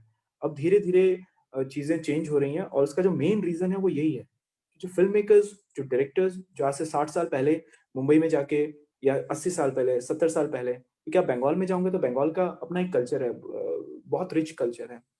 सत्यजीत रे साहब ने या घटक साहब ने मतलब जब जब बंगाली सिनेमा वहाँ पे बना तो उन्होंने उसी को एनहांस किया, क्योंकि वो वहीं से आते हैं, वहीं की उन्होंने उनका खुद का पर्सनल एक बैकग्राउंड है, खुद के एक्सपीरियंसेस हैं जो वो अपने फिल्म के ऊपर या कहानी में लेके आए हैं। तो बॉलीवुड के अंदर वही परेशानी रही है, जो मतलब एक पॉजिटिव बोले वो एक नेगेटिव चीज है कि हम लोगों ने नॉर्थ ईस्ट को उतना कभी एक्सप्लोर नहीं किया या किसी ने कोशिश भी नहीं किया। अगर किसी फिल्म मेकर ने मैरी कॉम के ऊपर अगर फिल्म बनानी है तो मैरी कॉम के ऊपर ऐसी फिल्म दिखेगी कि मुझे मैरी कॉम के अंदर मैरी कॉम ही नहीं दिख रही है एज एन कैरेक्टर, जो मैं देखना चाहता हूँ कि मैंने मैरी कॉम को नहीं देखा है ऐसे जिस तरीके से मैं फिल्म के अंदर देख रहा हूँ। तो वो एक नेगेटिव हमारा ट्रेंड है बॉलीवुड का। एंड आई होप अब जिस तरीके से फिल्म मेकर्स आ रहे हैं अपनी अपने शहर की कहानियां लेके आ रहे हैं या या किसी दूसरे शहर की कहानी बनाना चाहते हैं, आई होप कि नॉर्थ ईस्ट और बाकी मेन स्ट्रीम के अंदर साउथ के ऐसे स्टेट्स जो एक्सप्लोर नहीं किए गए हैं, हम इनकी कहानियां देखेंगे बहुत जल्द, इनके एक्टर्स को देखेंगे और कैरेक्टर्स को देखेंगे। Bit hopeful. Sir, related to this question is the stereotyping about minorities and Muslims in the film industry. So, terrorist दिखाए जाएंगे, हिजाब क्लैड दिखाएंगे, कुर्ता पैजामा सुरमा लगाए फिर रहे हैं। तो ये इंडस्ट्री जो है, और जैसे नए सीरीज में जैसे पाताल लोक में जो मुसलमान दिखाया गया था, he was the sidekick to the and he was an IPS officer, and certain comments by senior police officers and politicians about the community were made which were more realistic and how the community is changing. So there is a need for other representation of Muslims in this light, but जब वो एक ही तरीके का दिखाया जाता है और depiction और रिप्रेजेंटेशन होता रहता है, क्या ये उन लोगों को सही मतलब do they constantly reiterate the idea that there is no other way in which a Muslim exists in India? I think it was like I'd say 4 या 5 साल 6 साल पहले तक हम किसी पर्टिकुलर एक्सेप्शनल फिल्म को, परजानिया जैसी फिल्म को छोड़ दें हम लोग कि इसमें फिल्म मेकर ने एक स्टीरियोटाइप नहीं रखा मुस्लिम कैरेक्टर को, उन्होंने जो जैसा है उसको वैसे ही दिखाने की कोशिश की है। अगर हम एक्सेप्शनल केसेस को छोड़ दें तो मेन स्ट्रीम के अंदर क्या किया गया है कि मुस्लिम या तो हमेशा से हुआ है कि स्टीरियोटाइप दिखाने का रीजन है कि उसको कमर्शियली भुनाने की कोशिश की जाती है कि कोई इमोशनल सीन डाल देंगे कि सरफरोश के अंदर जो है बाकी के फिल्म जो पुलिस, सरफरोश के अंदर तो फिर भी बहुत बेहतर तरीके से दिखाया गया कि एक कैरेक्टर है जिसपे मुस्लिम कैरेक्टर है जिसपे बाकी पुलिस वाले शक कर रहे हैं, फिर वो अपने एक मोनोलॉग दे रहा है, उस मोनोलॉग का एक इमोशनल ड्रामा थोड़ा सा सीक्वेंस बनाया गया और एक थोड़ा सा पैट्रियोटिज्म दिखाया गया। मतलब जरूर मतलब कि हर बार कि वो एक ये थोड़ा सा पॉलिटिकल भी हो जाएगा कि हर बार उसको अपना कहते हैं ना कि अपने कि वो अपना काम ऑनेस्टली कर रहा है या फिर वो अपना जो जॉब है ऑनेस्टली कर रहा है, उसको हर बार प्रूव करना पड़ रहा है उस चीज को। तो ये स्टार्टिंग में तो सारा स्टीरियोटाइप दिखाया गया है, लेकिन अभी जैसे आपने पाताल लोक का एग्जांपल दिया है कि वो इतना रियलिस्टिकली उन्होंने उस किरदार को रखा है कि उन्होंने स्टीरियोटाइप करने की कोशिश नहीं की है, जो जैसा है उसको वैसा ही दिखाने की कोशिश की है। और अभी अभी खैर अभी जिस तरह के हमारे सिनेरियोज हैं कंट्री के, तो फिल्म मेकर्स हैं अच्छा काम कर रहे हैं ओटीटी के ऊपर और हमको शायद रियल स्टोरीज रियल कैरेक्टर्स से हमको स्टोरीज को दिखाएंगे अनटिल एंड अनलेस किसी तरह का इंटरफेरेंस मतलब गवर्नमेंट का उसमें ओटीटीज पे आए, तो तब तक तो मुझे लगता है कि हम लोग देखेंगे और अच्छे कैरेक्टर्स को देखेंगे जो पहले आज से काफी टाइम पहले जो सिर्फ स्टीरियोटाइप पर्टिकुलर सेक्शन में थे। Okay, thank you, sir. Related to the representation is another question on caste. Solanki wants to know if someone is being represented from a certain caste, or when talking of disability, then why can't a person of that particular caste be cast in that role? Does the industry believe that if a person of the upper caste plays the role of a Dalit person, it becomes more acceptable, watchable, or believable for the upper caste person? Examples could be Om Puri playing the role of Dalit when he is an upper caste person, and movies like Margarita Wet Straw, where Kalki playing the role of a disabled person. To be very honest on this topic, I would say अच्छे films में, अच्छे film makers के साथ में अच्छी stories के बारे में ना कि like they don't think like that. Like for film like Article 15, which is which released recently, nobody thinks like that. They all are artists. They just want to play the characters in the best way possible, in the best real way possible. So that's one reason. And the second reason is about the casting particular characters. Film के अंदर film का commercial market भी देखा जाता है कि कौन सा एक्टर का कमर्शियली कितना विजिबल है और फिल्म को किस तरह का वो एड ऑन कर पाएंगे फिल्म को कि एज एन एक्टर और एज एन उनका मार्केट वैल्यू फिल्म को किस तरीके से एड ऑन कर पाएगा। तो फिल्म मेकर्स और प्रोड्यूसर डायरेक्टर्स कई सारे कॉम्बिनेशंस देखते हैं किसी पर्टिकुलर आर्टिस्ट को कास्ट करने से पहले। उसमें ये सब नहीं देखा जाता। आई डोंट बिलीव किसी भी जगह पे ये सब देखा जाता होगा कि एक्सवाइजेड एक्टर है वो किस रोल प्ले कर रहा है और किस कास्ट को प्ले कर रहा है। मुझे स्पेसिफिकली नाउ डेज ये एग्जिस्ट बहुत ही ना के बराबर। आई थिंक ये वर्क नहीं करता। इट्स ऑल अबाउट वो एक्टर कैसा है, वो एक्टर किस रोल में फिट होता है। That's the only thing matters. I mean specific मतलब कमर्शियली उसका कितना इनपुट है, मार्केट के अंदर वो किस तरह का उनका एक अपना फेस वैल्यू है, या फिर वो कितना दिखते हैं, उनका फिल्म या शो को किस तरीके से एड ऑन कर पाएंगे, ये चीज ज्यादा मैटर करती है इंस्टेड ऑफ कि कौन सा कास्ट का है और क्या प्ले कर रहा है। Because we all are artists. I think at the end of the day we all are artists, and either we talk about such thing or like we are just artists. We just play the characters and just want to tell the stories in the best way possible, best real way possible. Thank you, sir. The last question is a question by Ali and Kavita. I think Dheeraj also. The three people who are ekdam same, almost same question पूछ रहे हैं कि do you think in future the OTT will rule over or take over the web series will take over cinema, the experience of cinema? Not at all. Not at all. Because see, obviously OTT ने अपना अलग influence बनाया है। OTT ने test develop किया है, लोगों के स्टैंडर्ड्स, नॉलेज के स्टैंडर्ड्स की बात कर रहा हूँ, वो डेवलप किए हैं, वो अपग्रेड किए हैं। मासेस की बात कर रहा हूँ, ऑडियंस की बात कर रहा हूँ। मुझे नहीं लगता, पहले जब कहा जाता था सिंगल स्क्रीन बड़ा पर्दा खत्म हो जाएगा, जब टीवी का जब एक चैनल्स का बड़ा क्रेज आया था कि सिंगल स्क्रीन खत्म आ जाएंगे, तो देन मल्टीप्लेक्सेस थे। और मल्टीप्लेक्सेस ने जिस तरीके से मार्केट किया, फिल्म देखना लोग बड़े पर्दे पर पसंद करते हैं क्योंकि वो एक अपने आप में मीडियम है, वो अपने आप में क्राफ्ट है। जब पर्टिकुलर डायरेक्टर अपना एक कोई शॉट लेता है तो उसको पता होता है कि मैं इसको बड़े पर्दे पर कैसे दिखाना चाहता हूँ। लार्जर देन लाइफ स्टोरी अगर बाहुबली जैसी कोई फिल्म है, तो आउट एंड आउट एक कमर्शियल फिल्म है, जो एक सेंसिबल कमर्शियल मैं मान सकता हूँ कि एक है, तो उसको वो बनी ही बड़े पर्दे के लिए है। और अगर हम वेस्टर्न फिल्म्स की बात करें, क्रिस्टोफर नोलन की अगर कोई फिल्म है, तो क्रिस्टोफर नोलन की फिल्म अगर आप कई बार मतलब आप आईमैक्स थिएटर में जाके देखते हो, तो आईमैक्स थिएटर में भी आपको 3 बार रिपीट करनी पड़ जाती है कई बार। इंसेप्शन जैसी फिल्म मुझे नहीं समझ में आई थी, मैंने 3 बार जाके वो फिल्म देखी और मैं उसको लेके बहुत रिजिड था कि मैं इस फिल्म को थिएटर में ही जाके देखूंगा, मल्टीप्लेक्स आईमैक्स थिएटर में ही जाके देखूंगा। मैंने वो देखी। सो जो अपना एक वजूद है मल्टीप्लेक्सेस का, बड़े पर्दे का जो वजूद है, वो कभी खत्म नहीं होगा। इस बात को लेके मैं बहुत श्योर हूँ। हाँ, ये हम कह सकते हैं कि ओटीटी का जो इन्फ्लुएंस है, ओटीटी के कंटेंट का जो इन्फ्लुएंस है, कि जब वो 2016 में लॉन्च हुआ इंडिया के अंदर, till now scam 92, daily crime या फिर पाताल लोक जैसे शोज हम देख रहे हैं कि हम सोच भी नहीं सकते थे आज से 5 साल पहले कि हमारा जो लेवल है शोज का, वो इस जगह पे पहुंच जाएंगे। कैरेक्टर्स लाइक जो पाताल लोक में हाथीराम चौधरी का या हर्षद मेहता का प्रतीक गांधी जैसे एक एक्टर, या जयदीप पहलावा जैसे एक एक्टर को हम इस तरह के किरदार प्ले करते हुए देख सकते हैं कि जिनको हमने पहले कभी उस तरह से नहीं देखा, लेकिन हमेशा कहते थे कि यार ये अच्छा एक्टर है, इसको हम लोग ऐसे देखना चाहते हैं। तो ओटीटी उस टर्म में बहुत हेल्पफुल रहेगा लोगों को अपग्रेड करने में, उनका टेस्ट डेवलप करने में। बट मुझे नहीं लगता कि टेक ओवर, मुझे नहीं लगता कि कभी कर पाएगा। क्योंकि उसका एक अपना क्राफ्ट है। जी. But Like अगर I technical can't imagine watching Pirates of the Caribbean on a television or a phone and enjoying it the way we would enjoy it cannot on compare. the Yeah. big screen.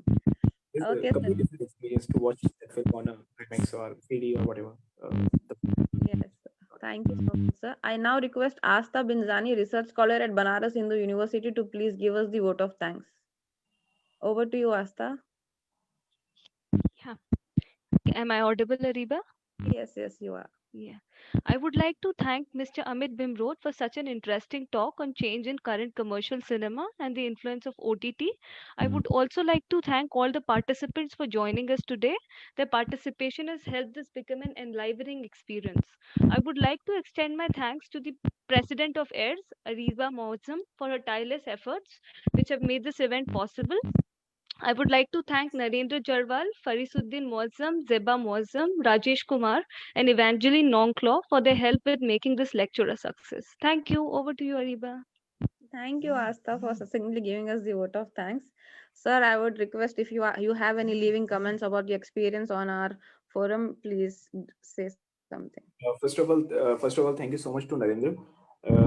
Because like I said, मैंने कभी इस तरह का पहले Zoom पे webinar नहीं किया है.